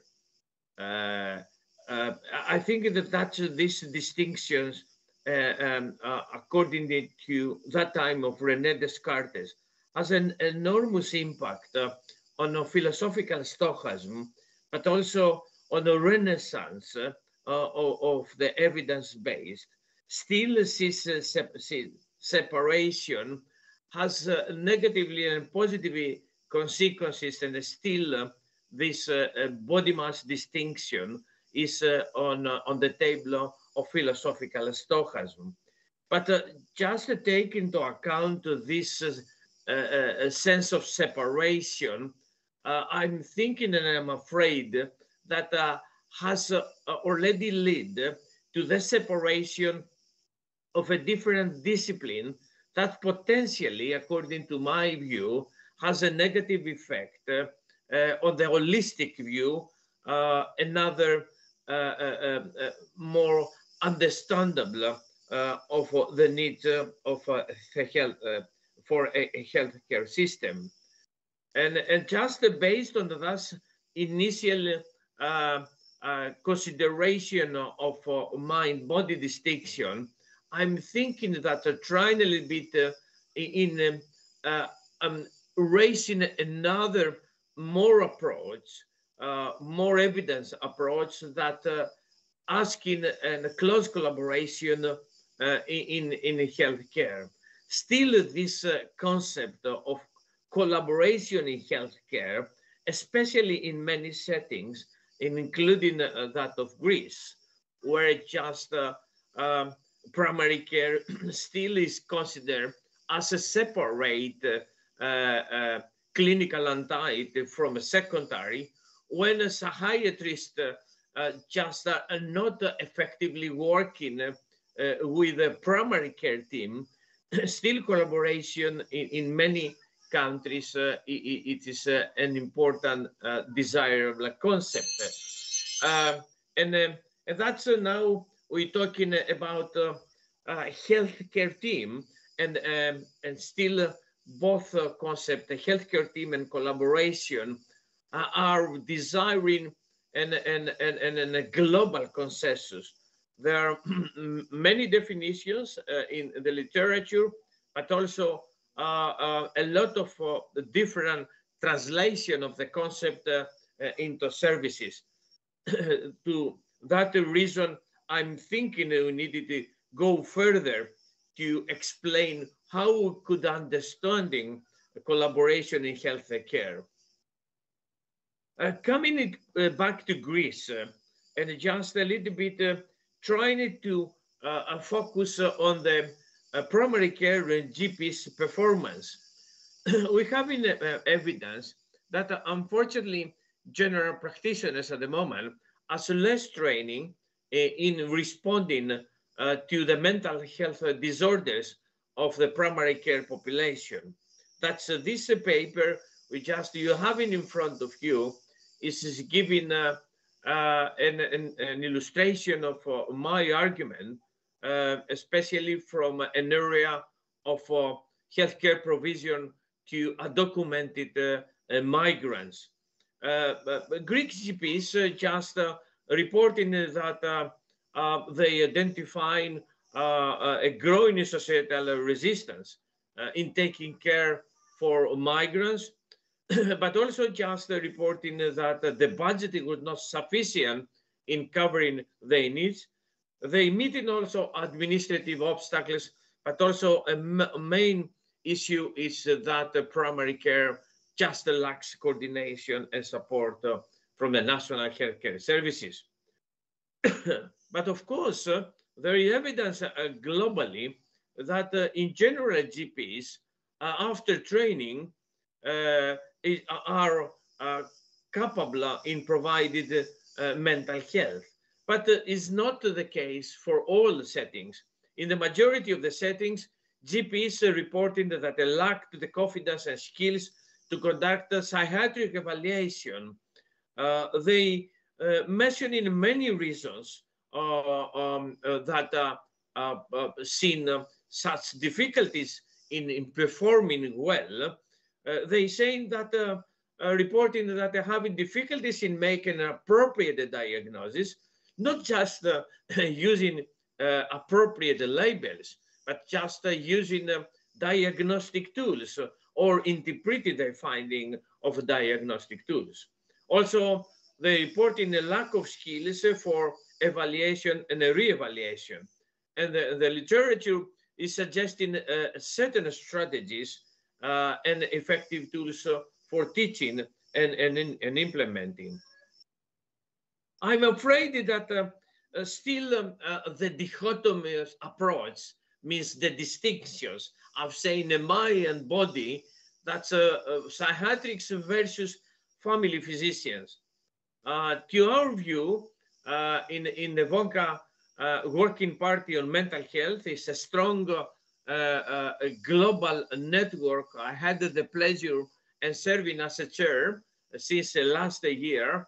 Such a dichotomous approach, some distinctions does not exist. We believe in thinking in a more holistic and a more comprehensive and more integrated approach, where psychiatrists, psychologists, health visitors, and nurses, and of course, primary care physicians having their own role. And that's now at the moment, in that working party, we preparing a kind of recommendation with an impact and an influence on residency programs. But such a type of request, integrated integration in mental health in regards to primary, I think is not an issue. This is an excellent book since 2008, when the WHO, together with VONCA is the World Association of Family Physicians and General Practitioners, just published, and there are a lot of best practices across world, just exposing and exploring this integration of mental health into primary care. But just a type of integration and the multiple crisis, now I'm thinking that they request a new orientation of primary care and the new orientation of towards to family. And Professor Sakelaris, when described and presented the determinants of a mental health promotion, provided an excellent paradigm and focus on the family. Unfortunately, this book of family-oriented primary care, derived from US, has stopped to be updated and refreshed since 2005. And unfortunately, in primary care in Europe, we have not so much discussion to how primary care could reorient the focus to a family. And talking about now coming up to the end of my presentation of integration, independently if a couple of years ago at the University of Crete, we was provided examples and paradigm how primary care could be linked with the public health and in exploring many issues and a more comprehensive view included the mental chronic illnesses. Unfortunately, still is an issue that requires approaches and even in academic level or in the political and the health care services level. Despite all of this problem, we have an excellent contribution from a WHO, and everybody of you are aware about a standard declaration. And our working party last year and offered a consensus paper in a book edited by World Federation of Mental Health. And as you can see, and I'm not planning in reading this, our working party is giving more emphasis on the connection between the mental and physical health, but also highlighted the key need to address the comorbidity and multimorbidity, is giving a more emphasis on the poverty and the disadvantaged people and the people that were having a less health asset, giving and highlighted the need to approach as a first priority the severe mental ill people, because for many reasons they die primarily, they come in quite quickly in homeless, they are many of them unemployment and quite poor, and also just having a very high increased risk of non-communicable diseases. And just upon our recommendation, we just needed an underline the focus on anti-stressors and supportive actions, including the social connectivity. And our vision at University of Crete in a post-pandemic period is just a little bit turning the attention of a primary care to the mentally ill people, but also most important to home care, just giving more focus and priorities on frail people. That's we stressing the need and working towards the direction for more multidisciplinary and integrated care. And certainly we just providing evidence with some published work how transformation of primary care services it is effective even during a post-COVID period. Just to finalize my presentation with all of those key points that you are reading in the slide, and that's the most key message, that's to meet the multiple crises, including environmental related issues and the impact on mental health. The only that we have to respond is by working in a more synergistic, in a more collaborative, in a more integrated level, without clear distinctions, without separate psychiatric care for primary care, without just redefining the body mind dualism or distinctions. Many thanks for giving the time, and it was a pleasure, even by distance, meeting you. Thank you very much, Professor Leonis. We actually received very good reminder, all of us, that it's very important to share things, to work in collaboration, have holistic approach, integration, multi-centered approach, user involvement, and many, many other important approaches. So what I actually got here as well was that how important it is to work together and solve problems regarding environment and mental health. Thank you very much for your thought-provoking ideas.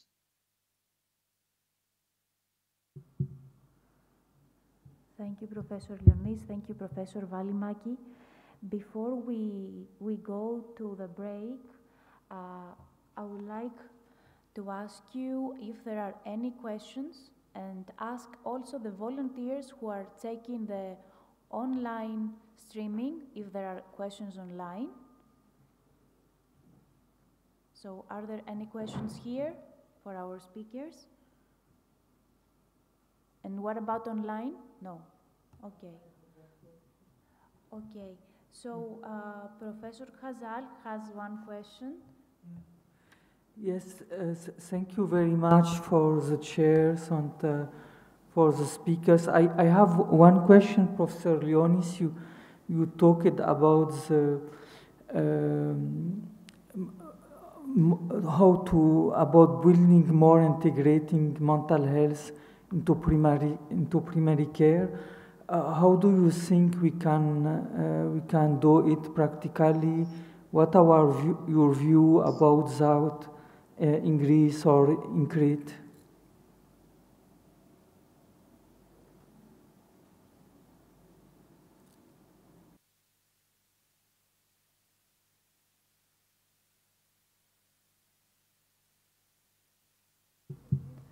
Your question, Professor Khazal, was for Professor Leonis. Professor Leonis, did you hear the question? You are muted. Can you please, Christina, record? Could you please repeat Sure, because sure. the question it was quite far from me. Thank you. Yes.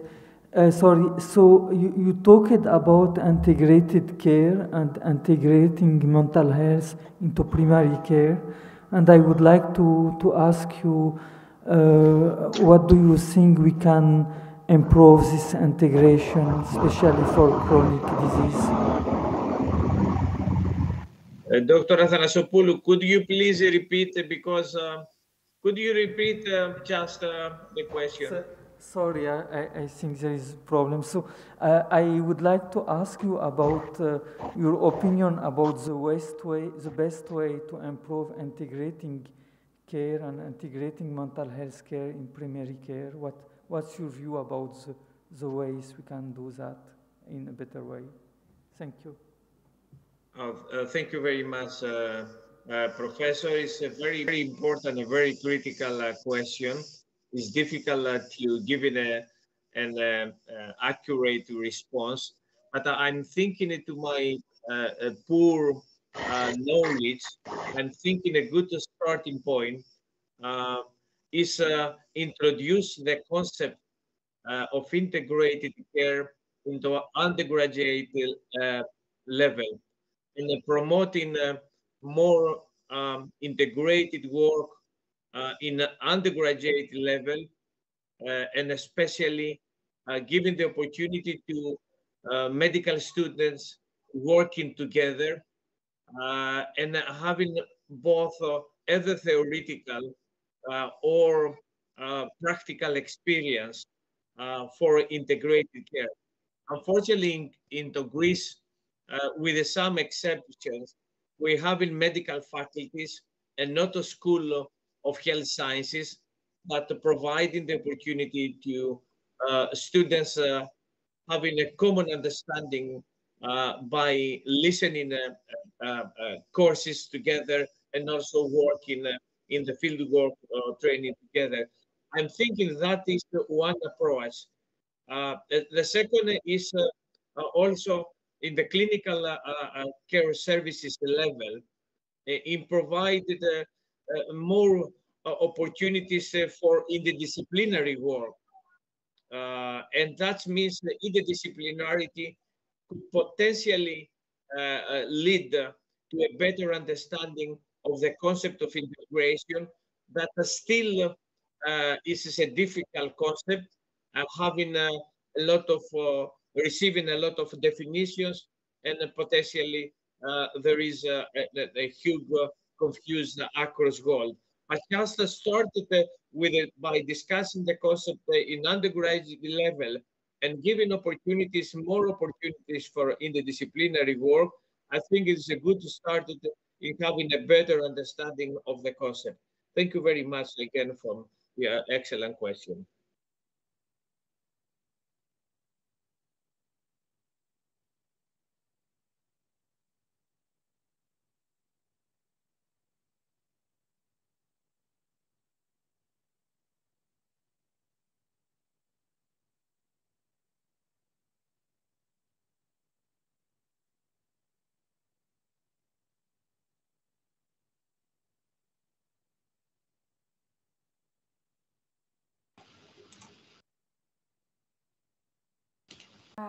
Globalization as an opposite to biodiversity, and why I'm asking that, because working with adolescents as a psychotherapist, I wonder a lot during the last years about the lack of solutions they have. It's like they don't know what to do in their relationship with the other adolescents, and I wonder if that has to do with the fact that they try so much to be like they are the same, like they lose their identity and their special characteristics. And I was wondering about biodiversity and globalization, and I would like to hear your opinion about that. Okay, thank you for the interesting question, which opens a lot of problems more than what I can resolve now. The problem that you correctly faced is the confrontation between biodiversity and cultural diversity. When youth is becoming much similar, but this is not really in every country anyway. We cannot say this is a global process that they are becoming similar. So when the youth is becoming similar, they are going under the information, the global information, and they are, we can say, linked to global information, and they are they download global information, and they feel all they are the same, that they have the same, that they have similar identities, that they have similar thinking. But the biodiversity loss for them is very much a global issue, because everybody that is young think that the future is more belonging to them than to us, and that we are leaving to them an heavy load to carry, since the planet is not going to be the same planet that we had. I have to say that the young people are very sensible to that, but they don't know what to do, because the power is not in their hands.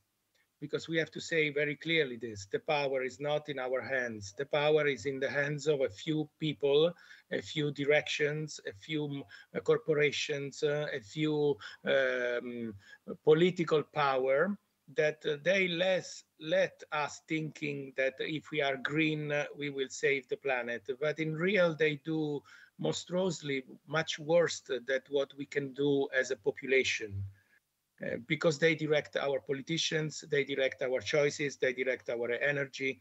So the young people have really the idea that, okay, we are all connected and we would like to save the planet. But how to save the planet if our fathers and our grandfathers take the power?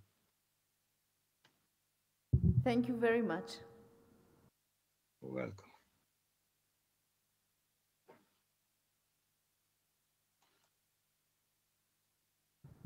Thank you. Thank you very much, Professor Gianconi.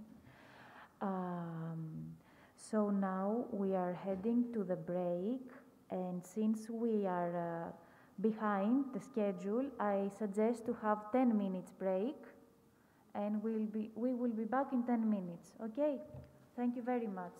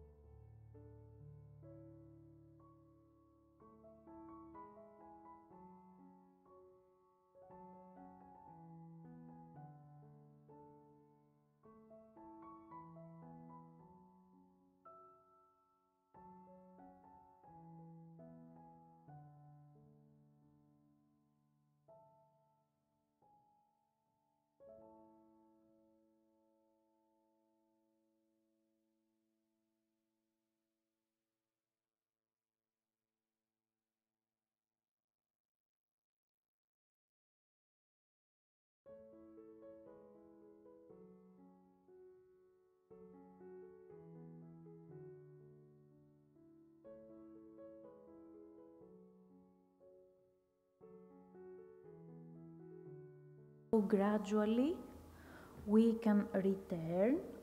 I will share my screen for the first minute.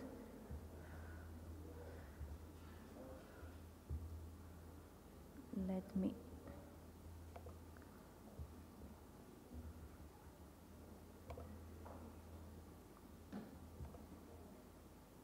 So I assume now you can see my screen. And so this is the second session, and Professor Gianniri, the floor is yours to open the second session. Yeah. Thank you, Christina. Now we are in the... Do I start? Yes? Yes. We are in the second session of this interesting seminar, and the issue of this second session is mental health in a transforming world.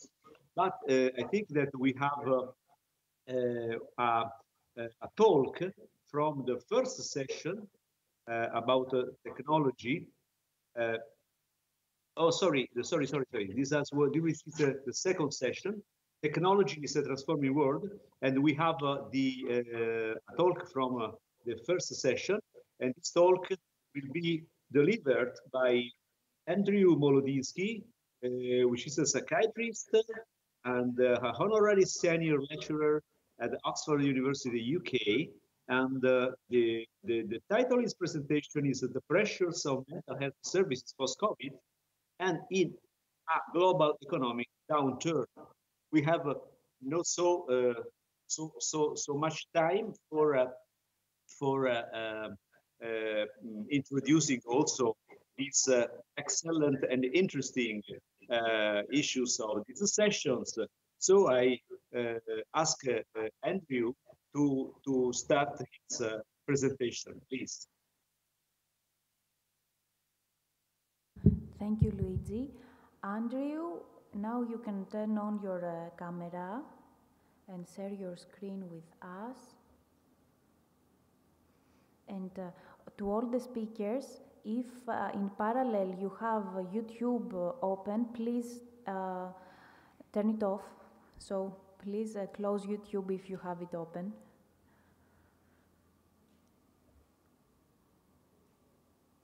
And I'm afraid Andrew lost the connection.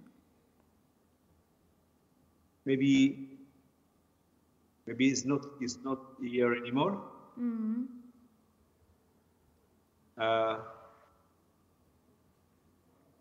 What do you suggest?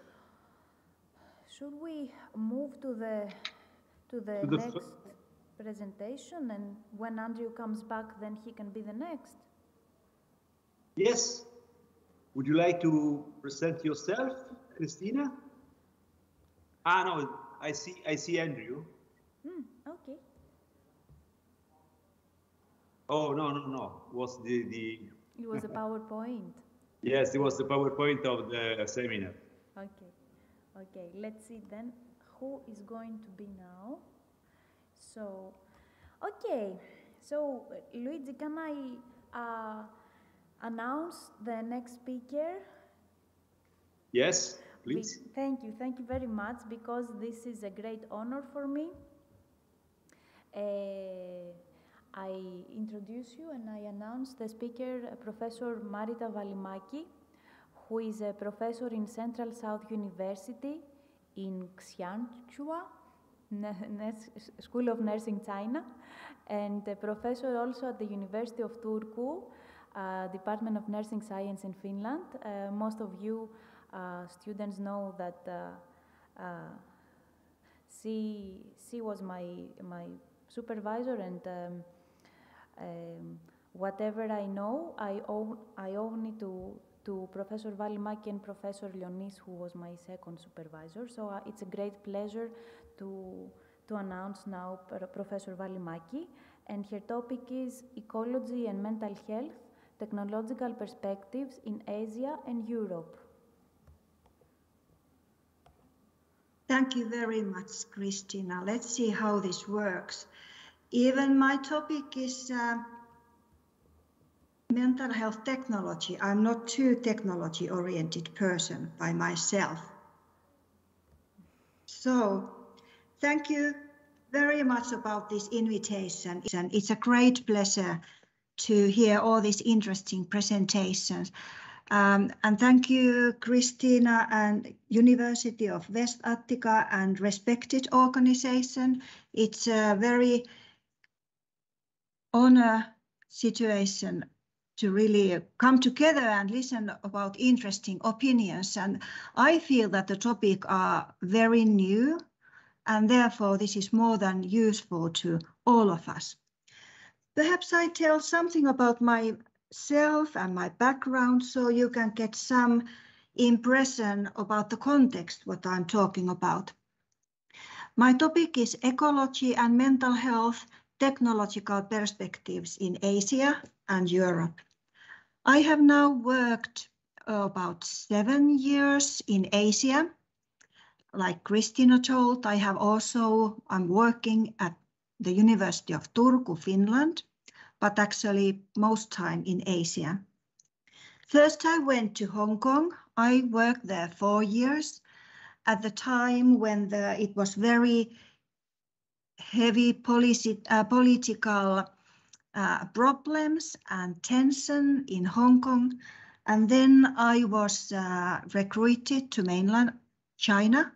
And I thought that this is a great opportunity to actually learn to understand Asian country better and how mental health system is working there and how we can support staff members and students in Asian area. And I have to say that this last years has been very interesting, but the challenging as well because of the COVID. And therefore I have been listening all your presentations with very, how could I say, clear ears, because you have been talking about the solitude, isolation, restrictions, because during the last 2 years, I have been 4 months in restrictions. Therefore, the ecology and mental health is more than important topic just now. And if we think about what is ecology, for optimum mental health is important to live in an environment which is suitable and healthy in this context. And this is actually what we have talked here the whole morning. What have been the problems and what might be the next step to help people to manage in their environment? We have already heard excellent examples about the situations in Europe, and we have also the same problem in Asia just now. In Asia, many countries, there are actually about 50 countries in Asia, but many of them, they suffer from quick development of society. They have some urban and high density living areas and some areas with lacking all people. So they are really rural areas. Closed societies, they have a lot of migration problems, demands for high living standard and strong competition. And all of these actually cause more stress than we can even imagine in most of the European countries. And therefore, as we have heard, many of these people suffer post-traumatic stress disorders, stress, anxiety, depression, suicide, like we have heard in Western countries as well. Also, above all of these problems, there is a lot of natural disasters throughout Asia. And there was a recent statistics, what is actually going on there. During year 2021, there have been more than 400 events regarding natural hazard worldwide, and actually 40% have happened in Asian countries. When there have been over 10,000 of deaths last year, almost half of them have been in Asia. And 2/3 of Asian people has affected based on this natural disaster. So this is really important and problematic topic in Asian countries like worldwide. There is also problems in health delivery in Asian countries. They have high number of citizens, less structured health governments, low number of mental health staff, and problems with health workforce shortage, and therefore they have a lot of less educated mental health people. Lot of barriers and stigma. Family members have very strong word what can be happen to their nearest. So whatever excellent ideas healthcare staff have, families have a lot of powers and they can really have a lot word whether their patients can join the interventions or not. We also very often think that everything in Asia is full technology oriented, but this is not actually true because Asia is so big and the use of internet, for example, varies a lot of depending on the country. Like in Afghanistan, it's less than 20%, while in Brunei, it's more than 100%. So we can imagine that the use of the technology really varies depending on the poverty or health, economic situation, or many other factors. So what might be the barriers and supportive factors of e-health use in Asia? Really, the first one is the lack of technology. Even, for example, China is a technology-oriented country and everything is happening using mobile phones. So you cannot manage there at all if you don't have mobile phones and all apps what you need for your daily living. But also there is a lot of so-called negative attitudes toward technology use. And I mean that, of course, it depends on the country. But for example, in some countries, it's so much family oriented and health services has a lot of responsibility about their patients. And they are very afraid to take any new innovation on board because they are afraid if something happened and there will be lawsuit, especially a place like Hong Kong. So there might be even, Hong Kong is very technology oriented, there might be a lot of barriers, how we can really take technology on board on daily life. And also there is very difficult to plan new processes because when you take technology part of your patient daily care, you really have to think the whole treatment process again. Otherwise it happened like many of my research here in Finland that nurses didn't want to give up any task and they just put the technology and other new tasks above their other tasks, and end of the day they were overwhelmed because of the technology.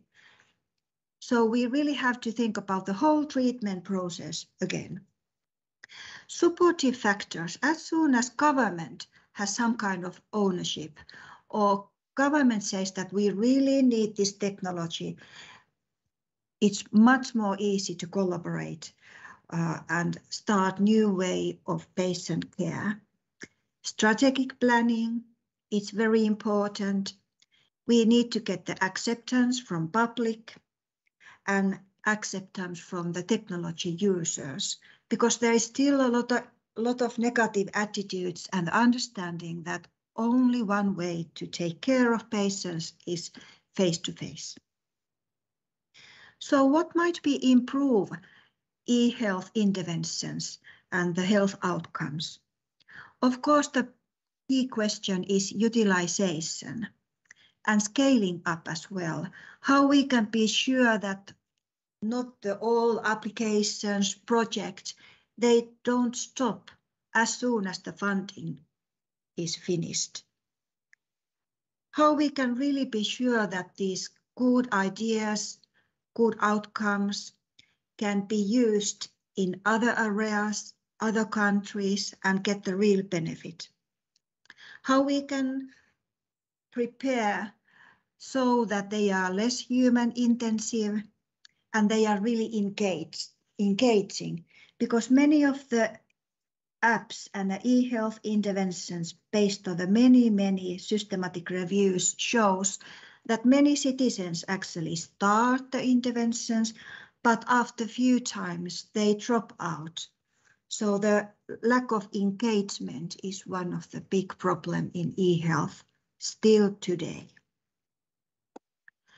So this is not very new one, but quite useful paper which says 6 key dimensions how we can successfully implement, utilize, and scale up e-health innovations. And this paper says, and I totally agree based on my own studies during the last 20 years, so it's really important to respond health needs and priorities of the citizens. And also we have to really support by giving enabling environment, ensure that they can really use IT systems and they are integrated between each others. We have an effective partnership between stakeholders so that, for example, family members, government representative, IT people, staff members come together. I feel a little bit ashamed because I list this information, what we have already known 20 years ago, but still we are struggling about the same issues. How we can really be sure that the intervention and e-health is effectively implemented in the daily care, and how we can really ensure that end users have abilities to access, trust, and accept e-health technology. We have to remember that millions of people are living in the low economic country, and therefore we really have to find out methods how we can utilize e-health technology in practice. And this is one example. I'm not going through this, but this knowledge translation actually includes all the elements what I have identified here. So I can clearly see that there are good opportunities for e-health in the future, but we really need a call for more clear and deep collaboration, not only inside Western countries and Europe, but also inside Asia and between Asia and Europe. So thank you very much for your time.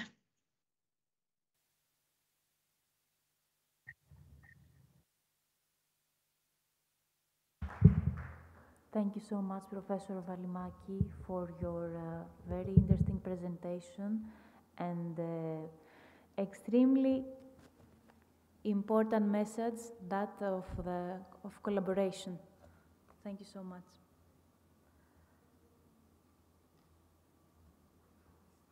So if I can call, I don't know if Andrew is Andrew ready for his presentation, and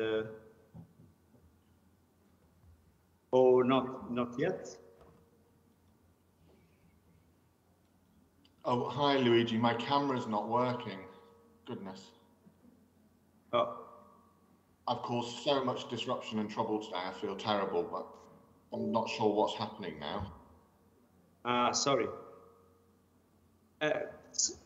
So we are going on. No, since Andrew is here, Andrew, if you can share your screen, then it's okay. What do you think, Luigi? Yes, that's okay. Okay. I don't know. I will try and do that. Because my camera didn't work either, so thank you for your understanding. Yeah, if Andrew can share the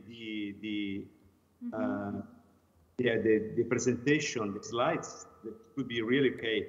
No problem.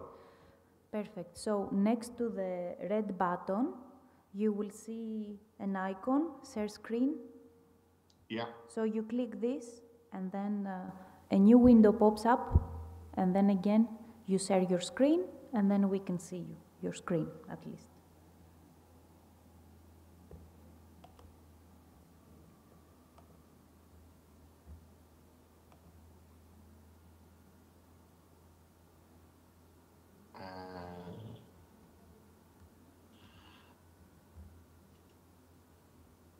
Okay.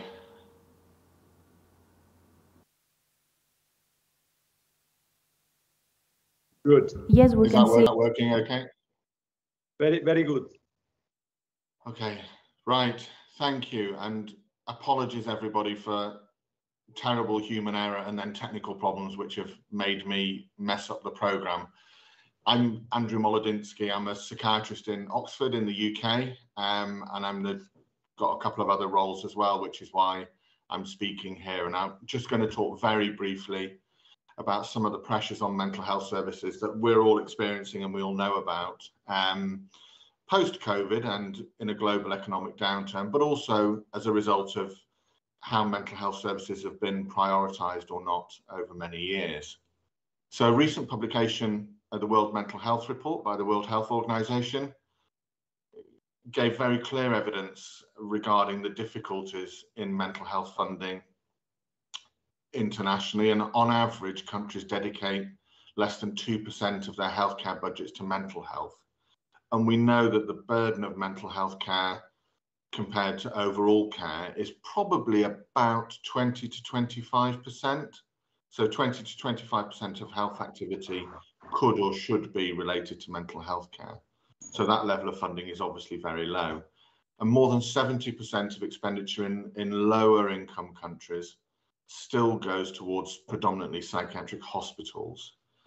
And half the world's population live in countries where there is just one psychiatrist for 200,000 or more people. So really very, very limited access to services. So the way I've split this up is problems in wealthier countries, by which I mean traditionally, I guess, North America, Western Europe, Central Europe, and Australasia, with some exceptions, of course. And problems in those kind of societies and mental health systems are that care is very fragmented and complex. You know, America is a very good example. Some of the best mental health care in the world happens in America. But at the same time, you know, I was there recently, you know, if you go there, you can see that there are enormous gaps and there are huge numbers of very severely mentally ill people who are homeless because services are difficult to access and care is lacking. And there are very long waits in many countries particularly for therapy and those kind of interventions. I don't think there are any countries, probably, certainly none that I'm aware of, that can say they do a substantial amount of mental health prevention or mental health public promotion.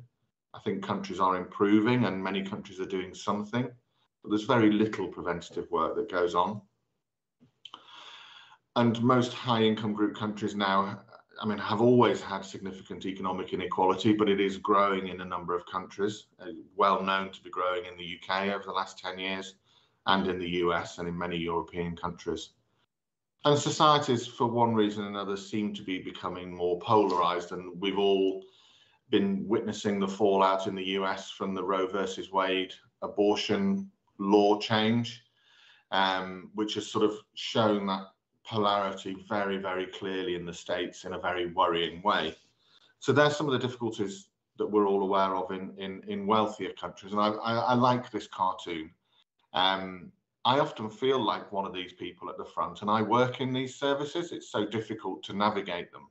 And I can only imagine how patients and their families must feel when confronted by a plethora of different teams, all of which have different names, and all of which do different things, meaning that people can be passed around systems. However, very conscious that in many ways that is a luxury, and that lower and middle income countries have a very different set of problems. Again, this is a gross generalization, I know, but generally speaking, a relative or absolute absence of services. There are still some countries that really have almost no access to mental health services. Fortunately, that number is reducing, and that proportion of the world's population that have no access to mental health services is diminishing, but it still exists. Rurality is a huge difficulty with accessing mental health services in poorer countries. And there tends to be a gross over-reliance on hospital care, which can often be very coercive and a very limited quality because of resources, not because of a lack of willing. And there are often very caring staff and families involved, but where there's very little money for medication and very little money for good quality personal space, it's very difficult to have a healthy, health-inducing environment. And often these countries also have huge competing immediate priorities, things like malaria, HIV and other communicable diseases, and obstetrics and maternity care with high rates of, perinatal mortality and morbidity that need to be attended to as well. So very different sets of problems. And that was all pre-COVID, which obviously we all talk about endlessly. And then COVID came along, and, the number of issues around COVID that have affected our mental health. So the potential health effects of the virus itself, so the physical effects in terms of, now hopefully in many countries, people are less likely to die with contracting COVID, although sadly in many poorer countries, that's not the case. And the effects of long COVID, which seem very similar in many respects to, chronic fatigue syndromes or other post-viral syndromes over the years. In most countries, COVID has increased the chances of unemployment and financial insecurity, and there's a great sense of uncertainty.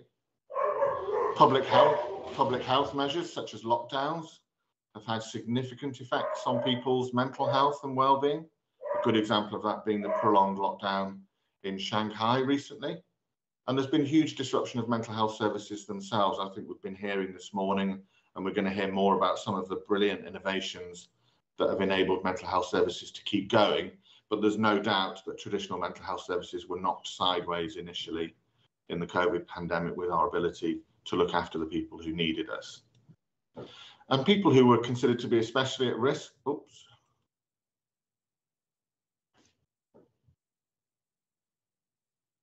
Oh, my slides don't quite work on this, sorry.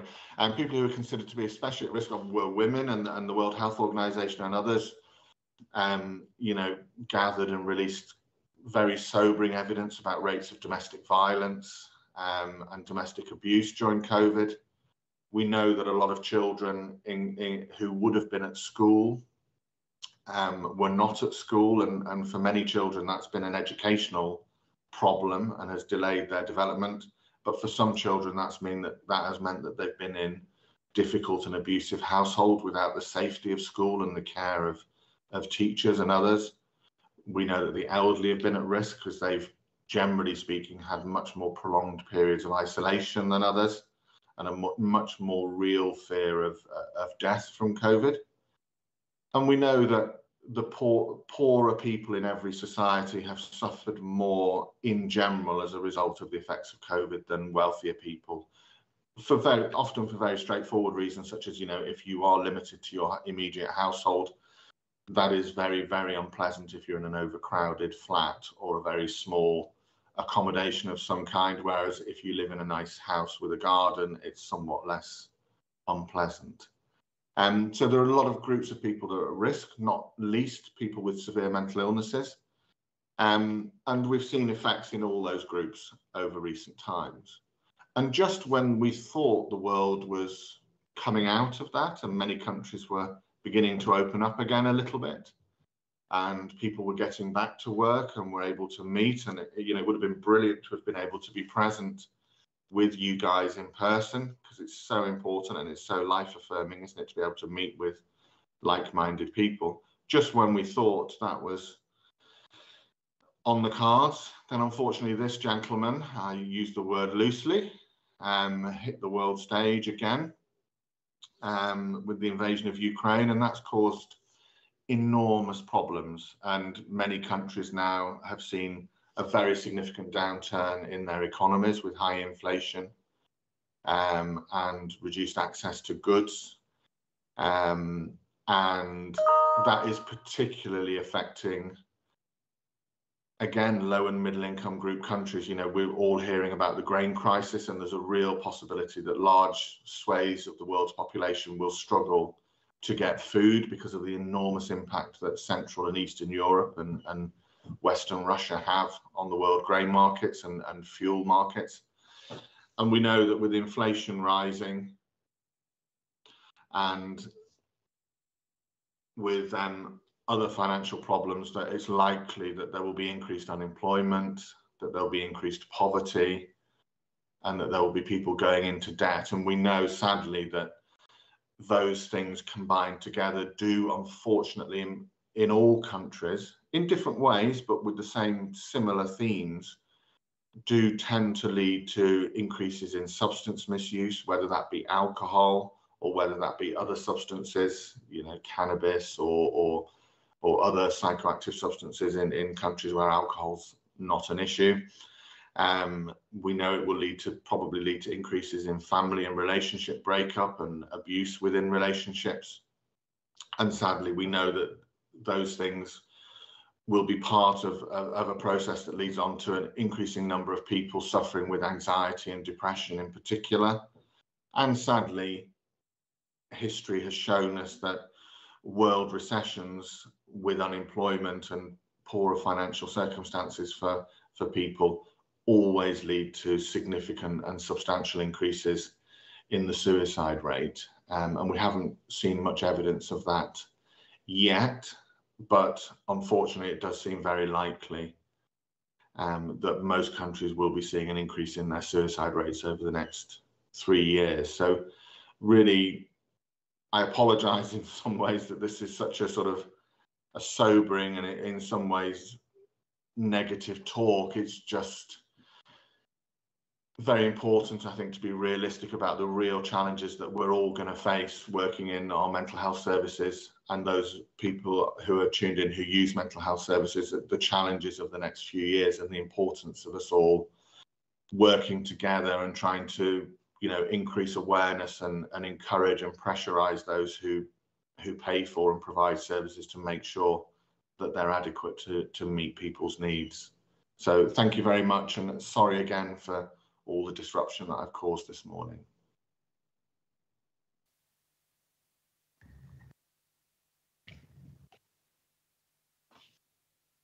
Thank you very much, Andrew, for your excellent presentation, and also the take-home message could be bridging the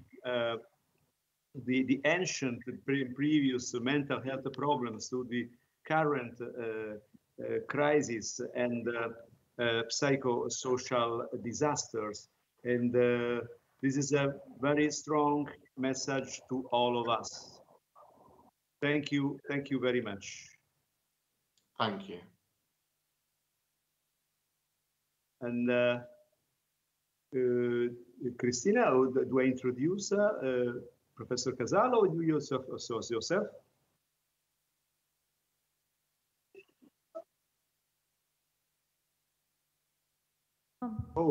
Yes. Maybe you are together with him, so I can introduce. Right, Professor Yasser Casal, and who is professor at the Lausanne University, at the Lausanne University Hospital in Switzerland, also in the Montreal University in Canada. And his talk, he's also secretary of the European Society of Social Psychiatry. There's also co-chair of the Ecology, Psychiatry, and Mental Health section of WPA.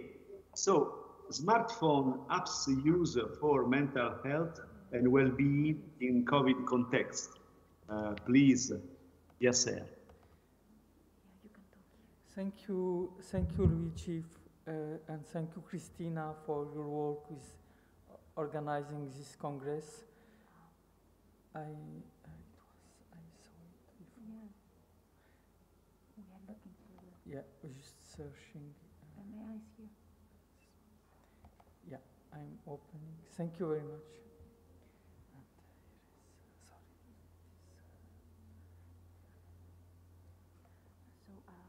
Yes, we are sharing the screen.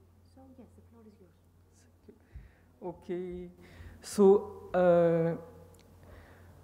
as you know, smartphones are widely disseminated now with about 3 billion users worldwide, and there is to date more than 10,000 smartphone apps related to mental health and well-being. So there is like a huge offer, and with a lot of people having access to smartphone, having in mind what said Marida about the differences between countries, so the offer is not homogeneous.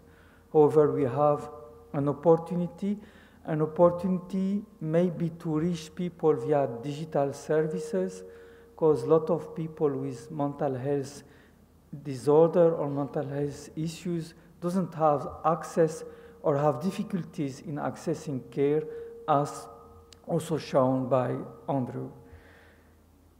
In another way, we can suppose that having smartphone apps to help people facing mental health disorder or mental health issues may also help people to enhance behavior change, that such kind of tools may offer practical support at the moment people need it. And having the support at the moment you need it is probably a perfect way to enhance behavior change, because learning is context dependent. So we have such opportunities.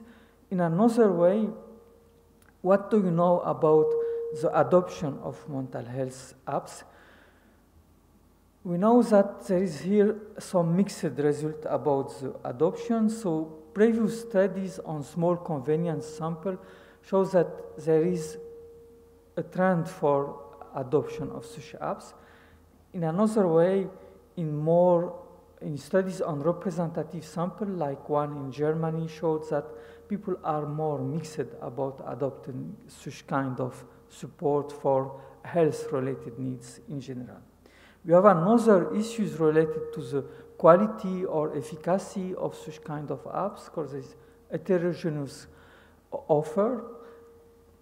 However, we are going to talk now about what are the possible links between the COVID crisis and the use of mental health app for mental health or well-being. So with the occurrence of COVID crisis, with this kind of ecological crisis due to break in the world ecosystem.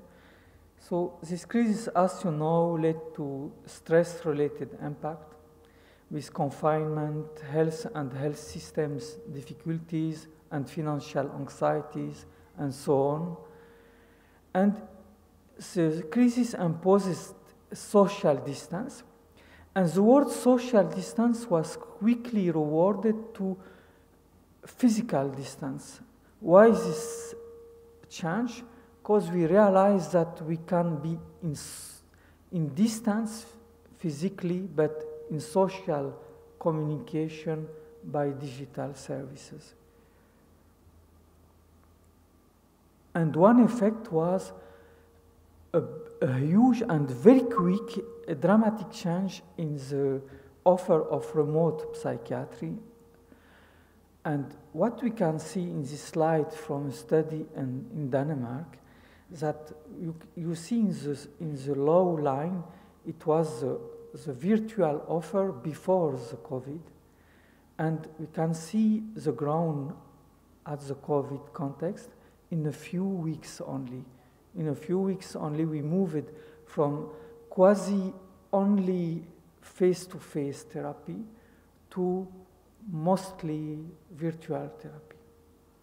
And so this change was made in few weeks. And if we asked for, at least to some aspect, for example, to improve flexibilities of health services before COVID, we did not get it. And the COVID precipitates this change in some aspect for good aspect. So the aims of the present study is to assess in a representative sample of US-based users the prevalence of smartphone apps for mental health and well-being use behavior. So we want to say how people use it.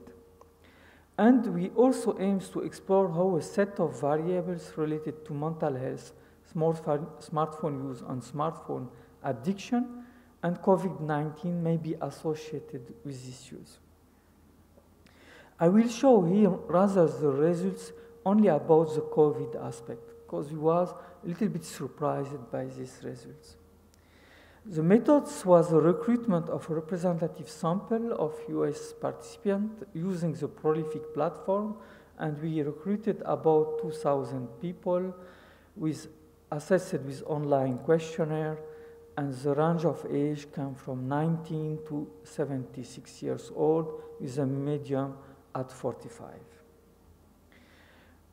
We collected socio-demographic question item related on smartphone use behavior during the past 12 months, perceived impact of COVID-19 on smartphone use, a scale related to the addiction, smartphone use addiction, and the DSM-5 self-rated level 1 cross-cutting symptom measure. So we have a measure symptom of psychiatric symptoms, addiction-related variables, and the COVID-related question.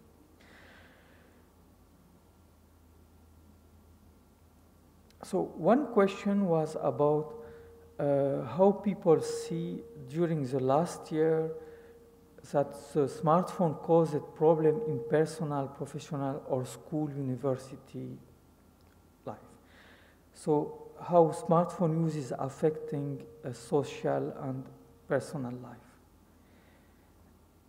And after we asked people about do they use smartphone apps to check for mental health condition, do they use it to treat for a mental health condition, and do they use it for well-being purposes like meditation app, relaxation app, mindfulness app, exercise apps. And we have one question related to COVID-19. This is this one. Describe how your use of your smartphone may have changed since the beginning of the COVID-19 pandemic. And people answer from has significantly increased to has significantly decreased. And we assessed the data using machine learning process, and what we found that the two most important predictor of smartphone use for mental health app or well-being app is mostly influenced by two variables. The one related to the social impact, the social and functional impact of smartphone use, and the other one, surprisingly, was the COVID-19 impact of smartphone use. So this change of smartphone use during the COVID-19. The other variables were mostly related to age and the psychiatric ones. We are going, after we assessed the group, we found three latent classes. So people were distributed in three classes. One, they don't use nor smartphone app for mental health use, nor for well-being. One, the AAU used it for mental health and well-being, and it's about 80% of the sample. About 80% of the sample of US representative sample of population. And we have about 40% who use app for well-being. And what we can see is that the younger people are more to use such kind of apps, and also the female rather than male. And when we look at the influence of the question related to COVID-19 on being in the all app user group, we see that the odds ratio increased by 1.4, about 1.4, and for the well-being app about 1.2. To be in this group rather in the non-app users. And for the social problem due to problematic use, we see that the increase, the odds ratio is about 1.4 for wellness app and well-being app, sorry, and about 1.7 for all app use. So mental health including. So for discussion, we can say that according to the machine learning model, the two most important predictors were variables associated with smartphone problematic use and COVID-19 impact. This suggests that pandemic-related stress and the sudden move to an even more heavily smartphone-dependent lifestyle may have contributed to an increase in mental health symptoms, smartphone use, and openness to finding help online, since almost all else was being pursued remotely. We have some limitation in this study, so it's cross-sectional studies. We have only one question about COVID-19, and we assessed only the subjective assessment of COVID-19 impact on smartphone use.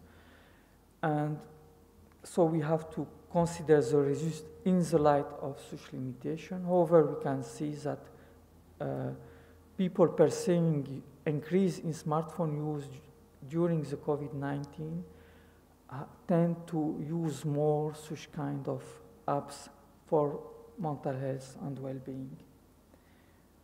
And I would like to thank the colleague. We worked together on these studies, and I thank you for your attention.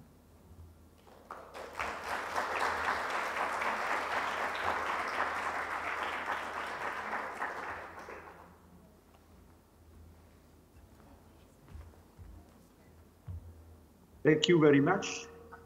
Yes, sir.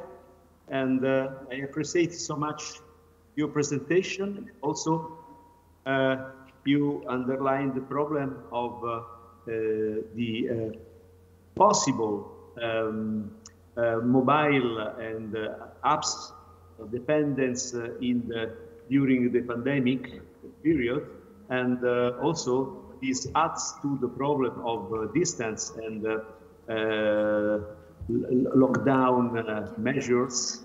So all these, I think the social isolation plus this use not particularly very healthy of the mobile could be a problem that can really influence in a significant way the mental health. So thank you very much. And we are moving. Cristina, please. Thank you, Luigi. Yes. Okay, thank you so much, Luigi. Now we are moving to our colleague, Dr. Maria Papadimitriou, who is an MD, PhD, child and adolescent psychiatrist, in psychoanalytic psychotherapist, and an academic scholar in the Department of Occupational Therapy in the University of West Attica. So it's a pleasure to present you our dear colleague.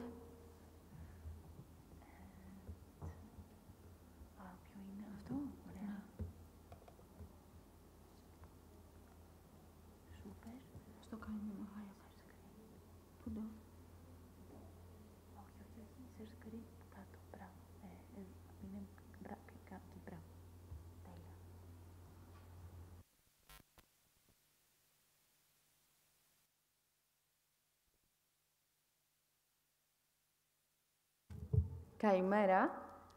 My name is Maria Papadimitriou, and I'm here in the Occupational Department in West Attica University. And we work here with children and adolescents in Greece and try to find ways to cope with all of these that are going on in the last years. I'm gonna, in my speech today, I will present to you the use of technology in psychotherapy, alongside the experience of the last 3 years due to the quarantine and the restrictions imposed due to the coronavirus pandemic. I will try to tell you the story of the use of technology in psychotherapy from the need that led to it, the dilemmas, the questions surrounding. More specifically, I will refer to the use of Skype in psychoanalytic psychotherapy, since it was the one that we used most of the times. The first attempts to use the technology in psychotherapy began through changes in the socio-cultural context. The wider use of the telephony since the 1950s facilitated its use in psychotherapy. Computers followed with email, chat, video calling applications, and social networking platforms. However, its use remained limited until the end of the 20th century due to technical issues, ethical dilemmas, and limited research data. At the same time, questions were raised regarding the use of technology and in all phases of its evolution, which related to the reliability of the framework on the one hand, and on the other hand, to the maintenance of the therapeutic alliance, which are very important in psychotherapy. Initially, the technology was used for crisis management, to contact patients who was far away, bedridden, phobic about face-to-face psychotherapy, or moved frequently so that a treatment would not be terminated prematurely. Especially with regard to the phobia to face-to-face psychotherapy, there was a significant increase in a large percentage of patients, both during the quarantine and the period after, with the flare-ups and substitutes of the pandemic. There are a lot of patients who choose psychotherapy nowadays through technology to feel safer. You understand how important this is regarding children and adolescents in the context that their parents take the decision, and they are so afraid of what's going on, and they want to feel safer for themselves and for their children. Regarding the effectiveness of psychotherapy, the choice of this method and its outcome, opinions remain divided, with some researchers talking about high effectiveness and very good results in its outcome, while other researchers consider it a therapeutic compromise. There are, of course, a middle group, some researchers who suggest a two-phase trial period, Skype sessions and face-to-face sessions, in which the two treatments alternate. This ensures the creation of a relationship between the therapist and the treated, and allows psychotherapy to work with the help of technology. This is very important, the relationship, I mean. Within the first decade of the 21st century, psychotherapy via Skype became established as the most reliable and popular application. Skype was the one. Skype offers high-level eye contact and voice retention, and is a way of communication that is familiar and immediate for the younger generations who are attracted to technology. At the same time, at the same time, it enables verbal and non-verbal communication as sound and image coexist. Finally, through Skype, it is possible to train therapists who are far from the training center, and this allows more patients to have access to psychotherapy, as there are more therapists for that. However, using Skype also has serious disadvantages. The main one is delays in data transmission due to low connection speed. Also, psychotherapy via Skype is less suggestive than face-to-face psychotherapy because of the absence of immediacy that ensures personal contact. There is also partial functioning of the therapeutic framework due to technical difficulties and ethical difficulties, that is, confidentiality and reliability. You imagine what happened during quarantine. There were greater problems regarding confidentiality and privacy due to the coexistence of families in the same space. Also, the therapeutic alliance via Skype is very difficult in specific pathologies, which are the following: major depressive episode, borderline pathologies, psychotic episode, psychopathic patients, and chronic alcoholics. Finally, in other types of treatments, such as early intervention, speech therapy, and occupational therapy, the use of Skype is very effective. This was very helpful for the interdisciplinary intervention that we, child and adolescent psychiatrists, need, but at the same time, we had to face all these problems at the same time in parallel, and it was very difficult. It is very difficult for us to decide finally what to do. In particular, the disadvantages of using Skype in psychodynamic psychotherapy are as follows. There is a risk that the treatment becomes an exchange of information rather than a live experience. The analyst does not control the therapeutic context, as the patient is in his own space defined by him. Even more special issues arise in the transfer, counter-transfer axis, as aspects of verbal and non-verbal communication are lost. Even the analytic relationship is experienced as an unusual spectral relationship, while the analyst's voice is perceived as a partial object. In addition, voice and image function as a silent environment that can be inclusive, but not in the same way that works up close. Finally, the treated often experience violent processes of separation and loss due to the absence of the therapist's body, absence of containment and facilitative function for some psychopathologies. The indications, although, for using Skype are very specific: post-traumatic psychopathologies, conditions of frequent movements, change of residence illness, and also difficulties in finding time together between the therapist and the patient. Also, conditions of access, difficulties for the treated. Finally, young patients feel more familiar with the use of technology. Of course, during the quarantine, the use of Skype was the only way for a psychotherapy not to be terminated. Contradictions for the use of Skype in psychotherapy are initially to maintain the context of the therapeutic alliance, the deafness of the treated person, the very low tone of voice, both of the therapist and the treated person, borderline patients with active suicidal ideation, the necessity of administering medication treatment, the use of substances, and finally, the difficulty of the therapist in terms of context. Is the use of Skype in psychotherapy a necessity or a choice? Are objections to the use of objections about the use of Skype in psychotherapy yet another expression of the controversy surrounding the effectiveness of different therapeutic approaches, or is about the essence, that is, the possibility for psychotherapy that Skype offers to a larger number of patients? Specifically in Greece, the development of services for the mental health of children and adolescents is hydrocephalic, so in the region there are serious deficiencies regarding the provision of psychotherapy, leading to Skype being a satisfactory solution. In addition, the accessibility of the services is difficult due to the geographical terrain of the country, so Skype again emerges as a quite good solution. The need for alternative ways of treatment becomes even more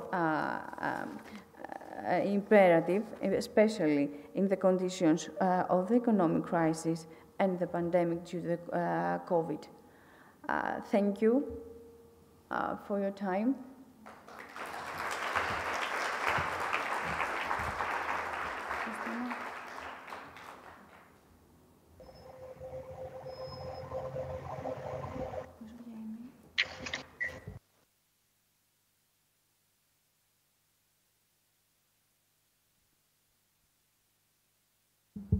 Thank you, Dr. Papadimitriou, for giving us the impression of making a psychotherapy via Skype during the COVID period.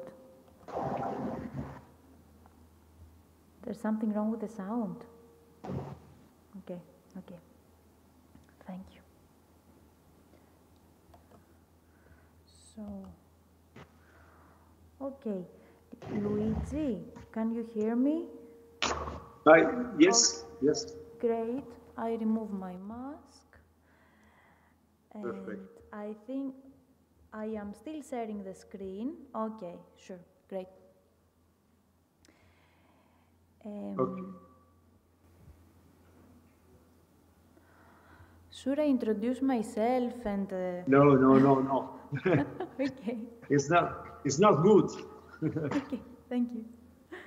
So, I have the pleasure now of introducing is a talk in three. Okay, it's a talk in three about ecology and mental health. And this is a very interesting question. Is the room for technology? So in this dialogue, and I really underline the term dialogue, are involved the following presenter, our Christina Athanasopoulou, who is assistant professor at the Department of Occupational Therapy, the University of West Attica in Greece, and Ioanna Iannula Katsuri, who is an occupational therapist, the assistant professor at the Department of Occupational Therapy in the same University of West Attica, but also a postdoctoral researcher at the School of Medicine at Aristotle University of Thessaloniki in Greece. And last is Athanasia Papadopoulou, who is a consultant psychiatrist. She's the head of the consultation liaison unit, the second department of psychiatry at the Attica University General Hospital, academic scholar, Department of Occupational Therapy at the University of West Attica, also in Greece. So I'm really very curious about this session, but I have to tell that I have to leave just at the end, maybe just a little before the end of this session, and so I like to greeting all of you and to thank about this very important and excellent seminar. So many best wishes to go on to all of you, and thank you very much also to Yasser. Thank you. Thank you, Luigi, for, yes. Thank you, Luigi. We will continue with Christina. Yes. Thank you very much. Thank you so much for your time, and I'm very sorry for the timing. And also, I appreciate your effort in reading the Greek surnames. It's not an easy task. So. No. I'm sure. Thank you so much for being with us. It was an honor. Thank you so much. So I start with the presentation, and since time is very tight, I will do my best with the help of the volunteers to be on time.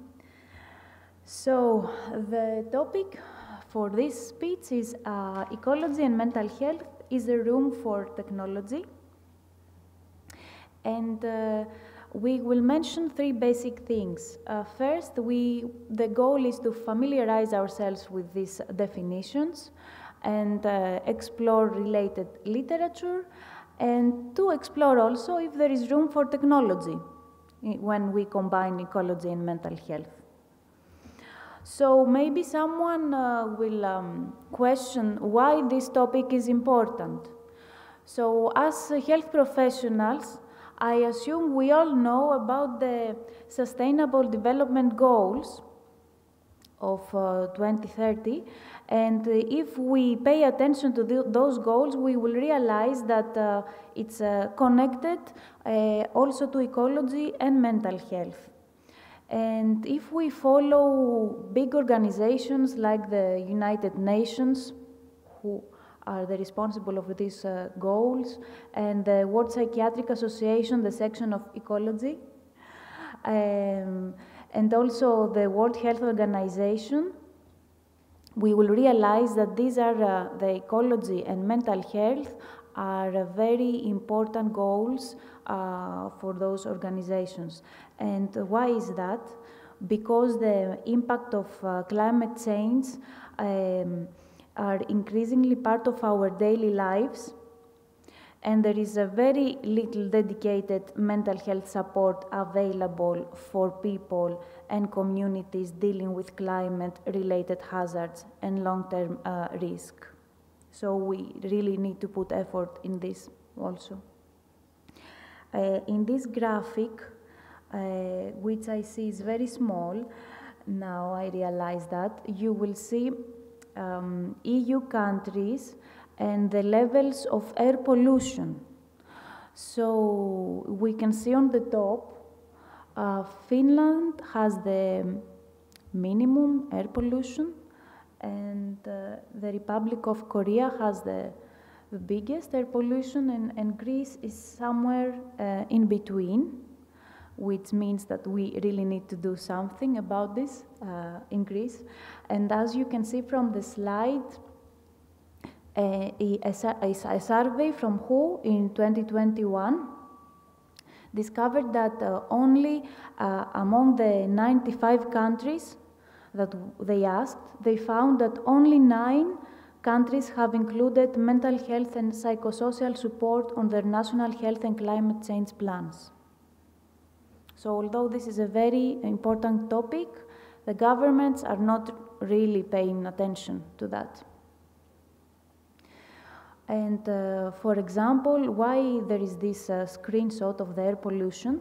Because in Europe, the polluted air contributes to more deaths than smoking tobacco.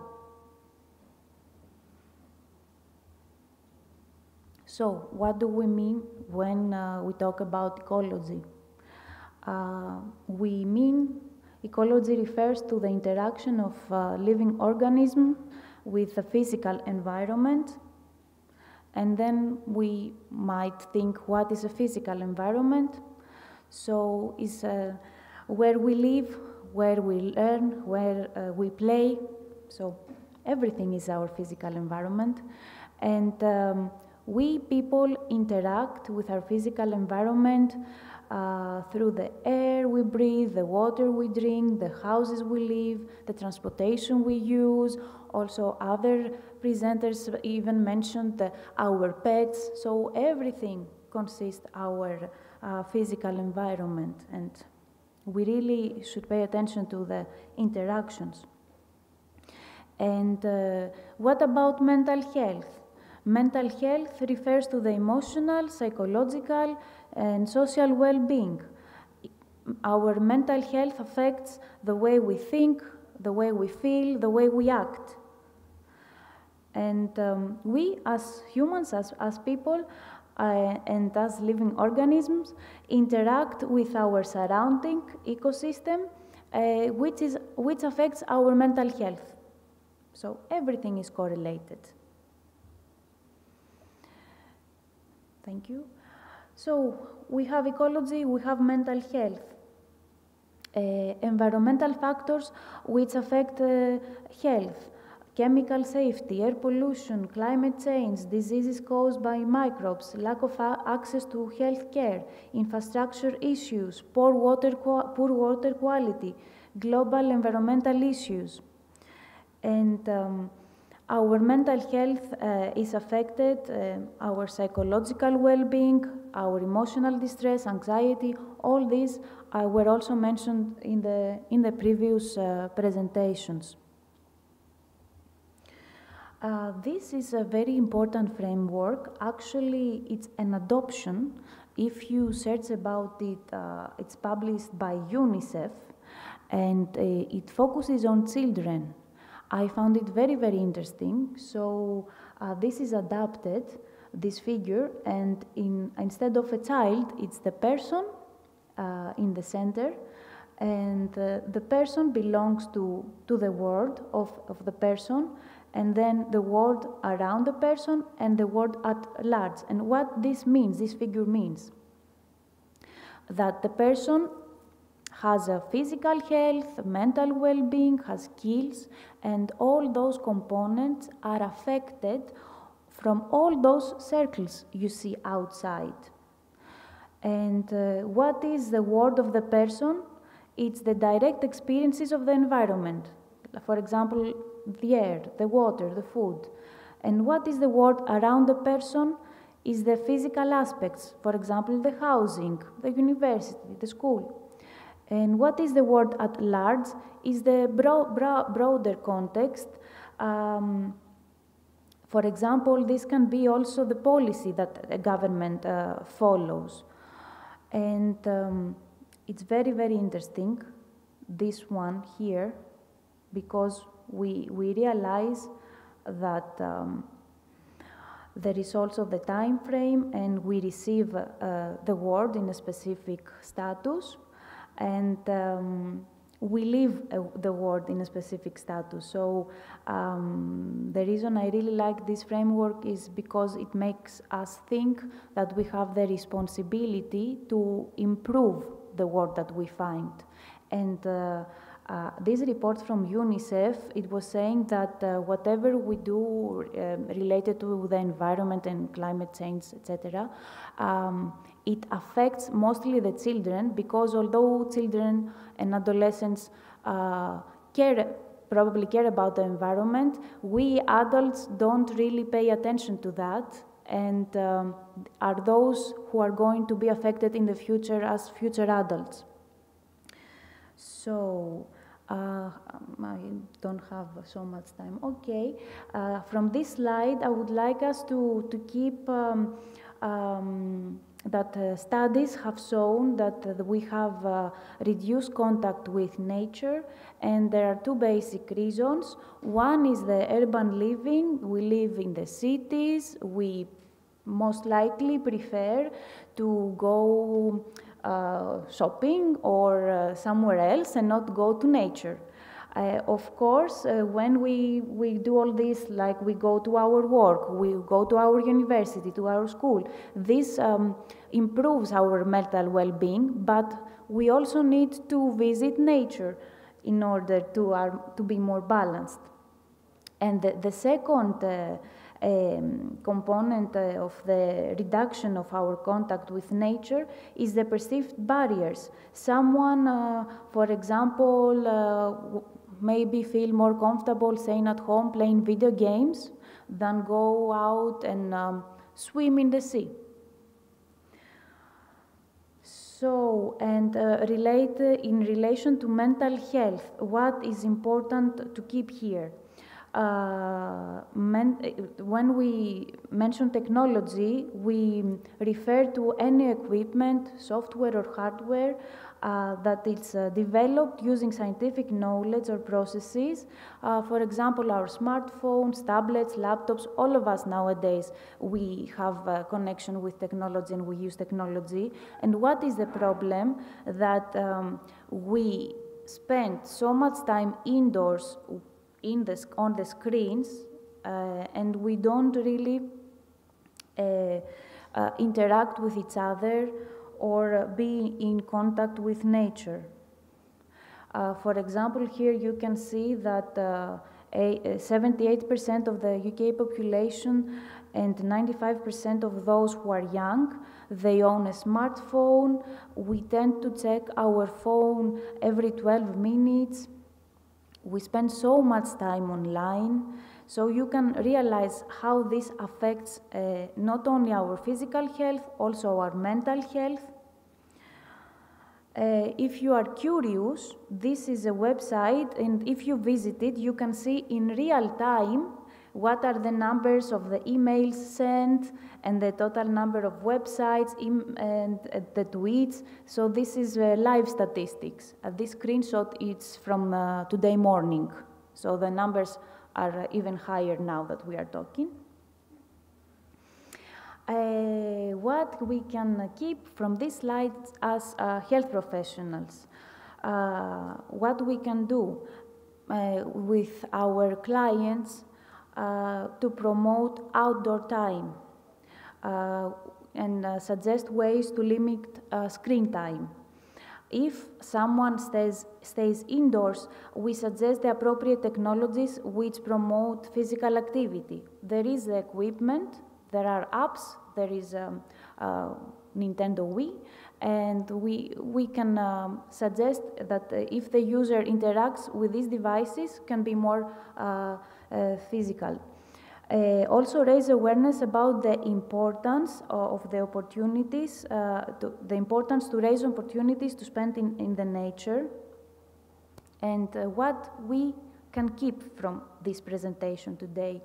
To have awareness as health professional about which are the environmental factors and how they affect people.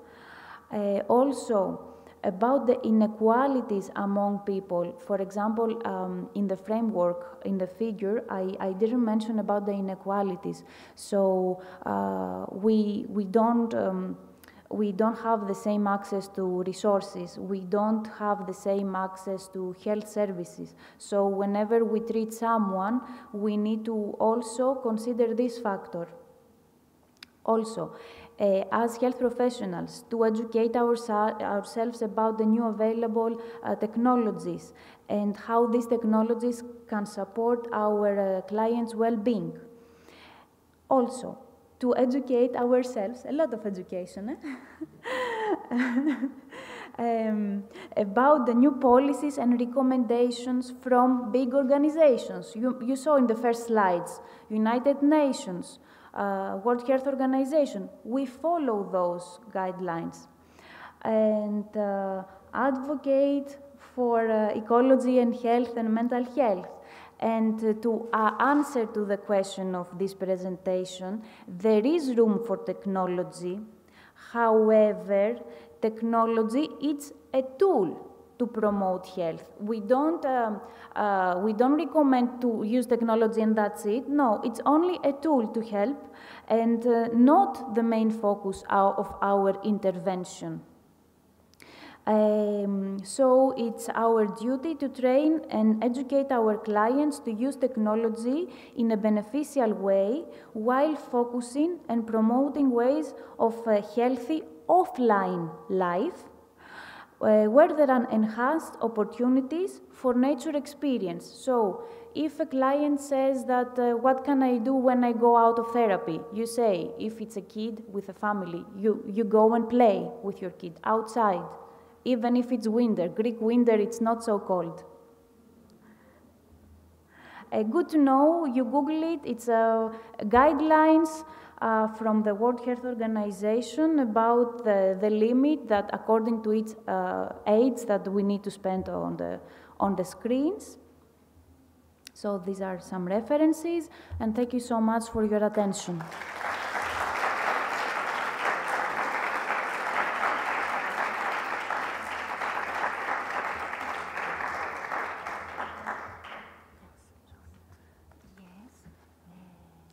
Thank you very much, Christina, for this nice talk. I think it was the last talk of our day. So I may ask the audience here about if someone have a question. Okay. Yes, sir, I have one question. Yeah. To you and to Dr. Papadimitriou. And I have one for you. Okay, you can tell me. Okay, you can tell me, and then I will ask you both. Okay, I ask you Yes. for you. Yeah, you talked about education, about technology use, and I think it's probably a big challenge. How can we do it? What you imagine at first glance for that? Okay. Thank you for asking, and this is a very happy coincidence because most of the students are here. So how I imagine that? Having more courses and also updating the university curriculum about this issue, because it's very important not only to have a course of technology or of digital health or of assistive technology if we don't communicate to our students how they can apply this knowledge as therapists, as doctors, as health professionals to the clients. So I don't know if this answers your question. Enrichment and update of the university curriculum, and also raise awareness among the students, the university students, how this topic is so important. Okay, thank you. And I have a question for Dr. Papadimitriou and you yourself, Professor Kazal. You enlighten us about the use of technology during COVID times through Skype and through apps. So I know you're both psychiatrists and you are a clinical also, clinical psychiatrist, except of researchers.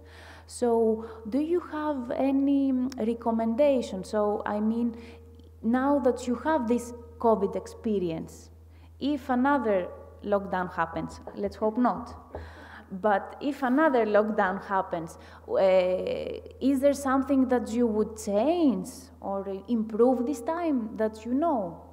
You have the experience.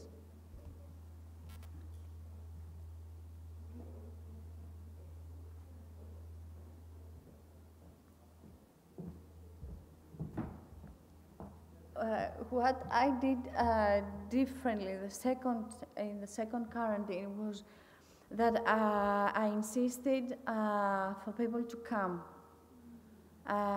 instead of doing the session through via Skype.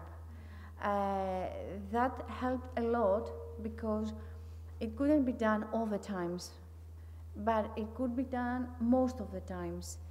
And it helped them a lot to understand that you can use technology when it is necessary, but it's not our way.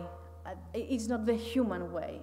Okay, we can do this through Teams and all this, but it's not the same. It will be very different if we were all here. It will be more vivid. It would be more. I don't know. It was like it is like the essence is in a way lost. I don't know how I can say that, because although relationship is in a way here, at the same time it is not. I mean, your imagination can take paths that are not the ones that you would like to.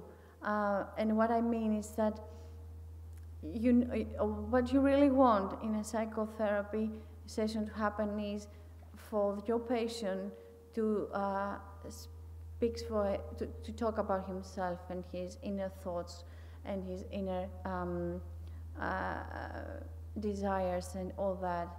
But doing that through Skype, it's like you lose the touch, I don't know how else I can put it. So what I did was that I insisted for them to come. I have in my office a pack of papers that I was writing for the police to give them so that they know that they're coming for psychotherapy, and so they don't have problems with the law and the fact that they were not in their house. So this is what I would do again. I hope it because I think that it's already too much data to cope and try to understand what happened. I think you agree with me on that. Yeah. One question. Hi.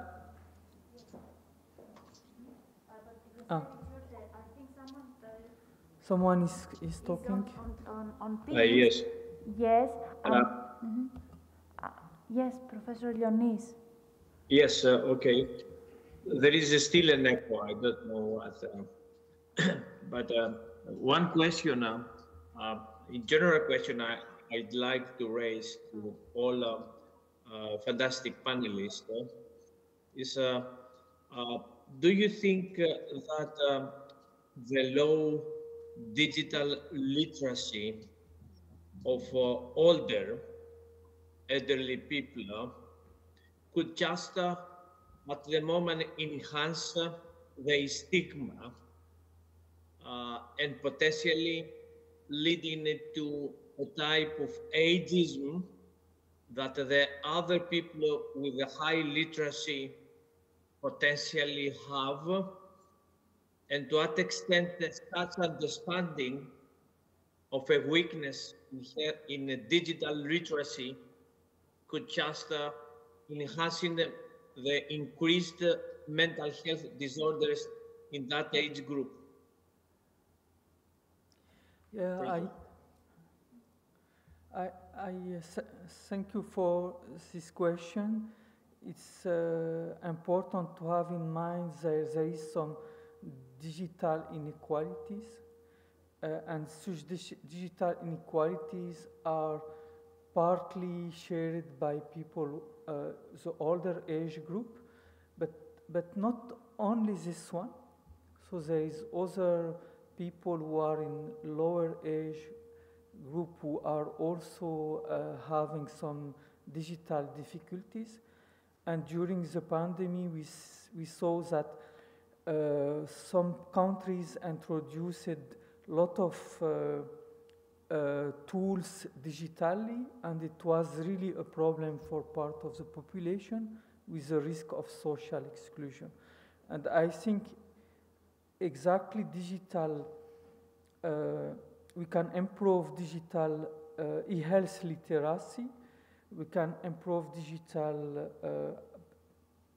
the ability of people to use digital tools, but we have also to improve digital tools to be more easily used by people, by the wide range of people, including those with some more difficulties. And this, I think it is possible to do partly that. And we can also have in mind that whatever we do, we have to think to be sufficiently inclusive and to go and reach the people who cannot come. We saw, for example, from the study in Denmark, that they have approximately the same number of outpatient consultations when moving from face-to-face to digital therapy. But however, they found that some groups have lower access. So we have always to have on mind the groups with lower access, to monitor how to do the maximum of things, also in face-to-face or in having greater community services, being able to go to people. And as you said also, Maria, so not all situations could have the adequate services digitally. However, having the digital services improve our flexibility, whatever we have a pandemic or not. And maybe it is the positive things of pandemic to the health, that we know that we can do some aspect using digital services, but we know also that we really want to meet each other. And for this reason, when we talked together, Christina, about this meeting, it was important for us not to having only an online meeting, but to have an hybrid one. To have an hybrid one, because having you with us on the room is really not the same that having at distance people. But having also people at distance is also a great opportunity to have people who cannot be here to be also with us and to discuss all together. Thank you very much. Thank you. I appreciate it. Thank you very much. Thank you very much. Thank you.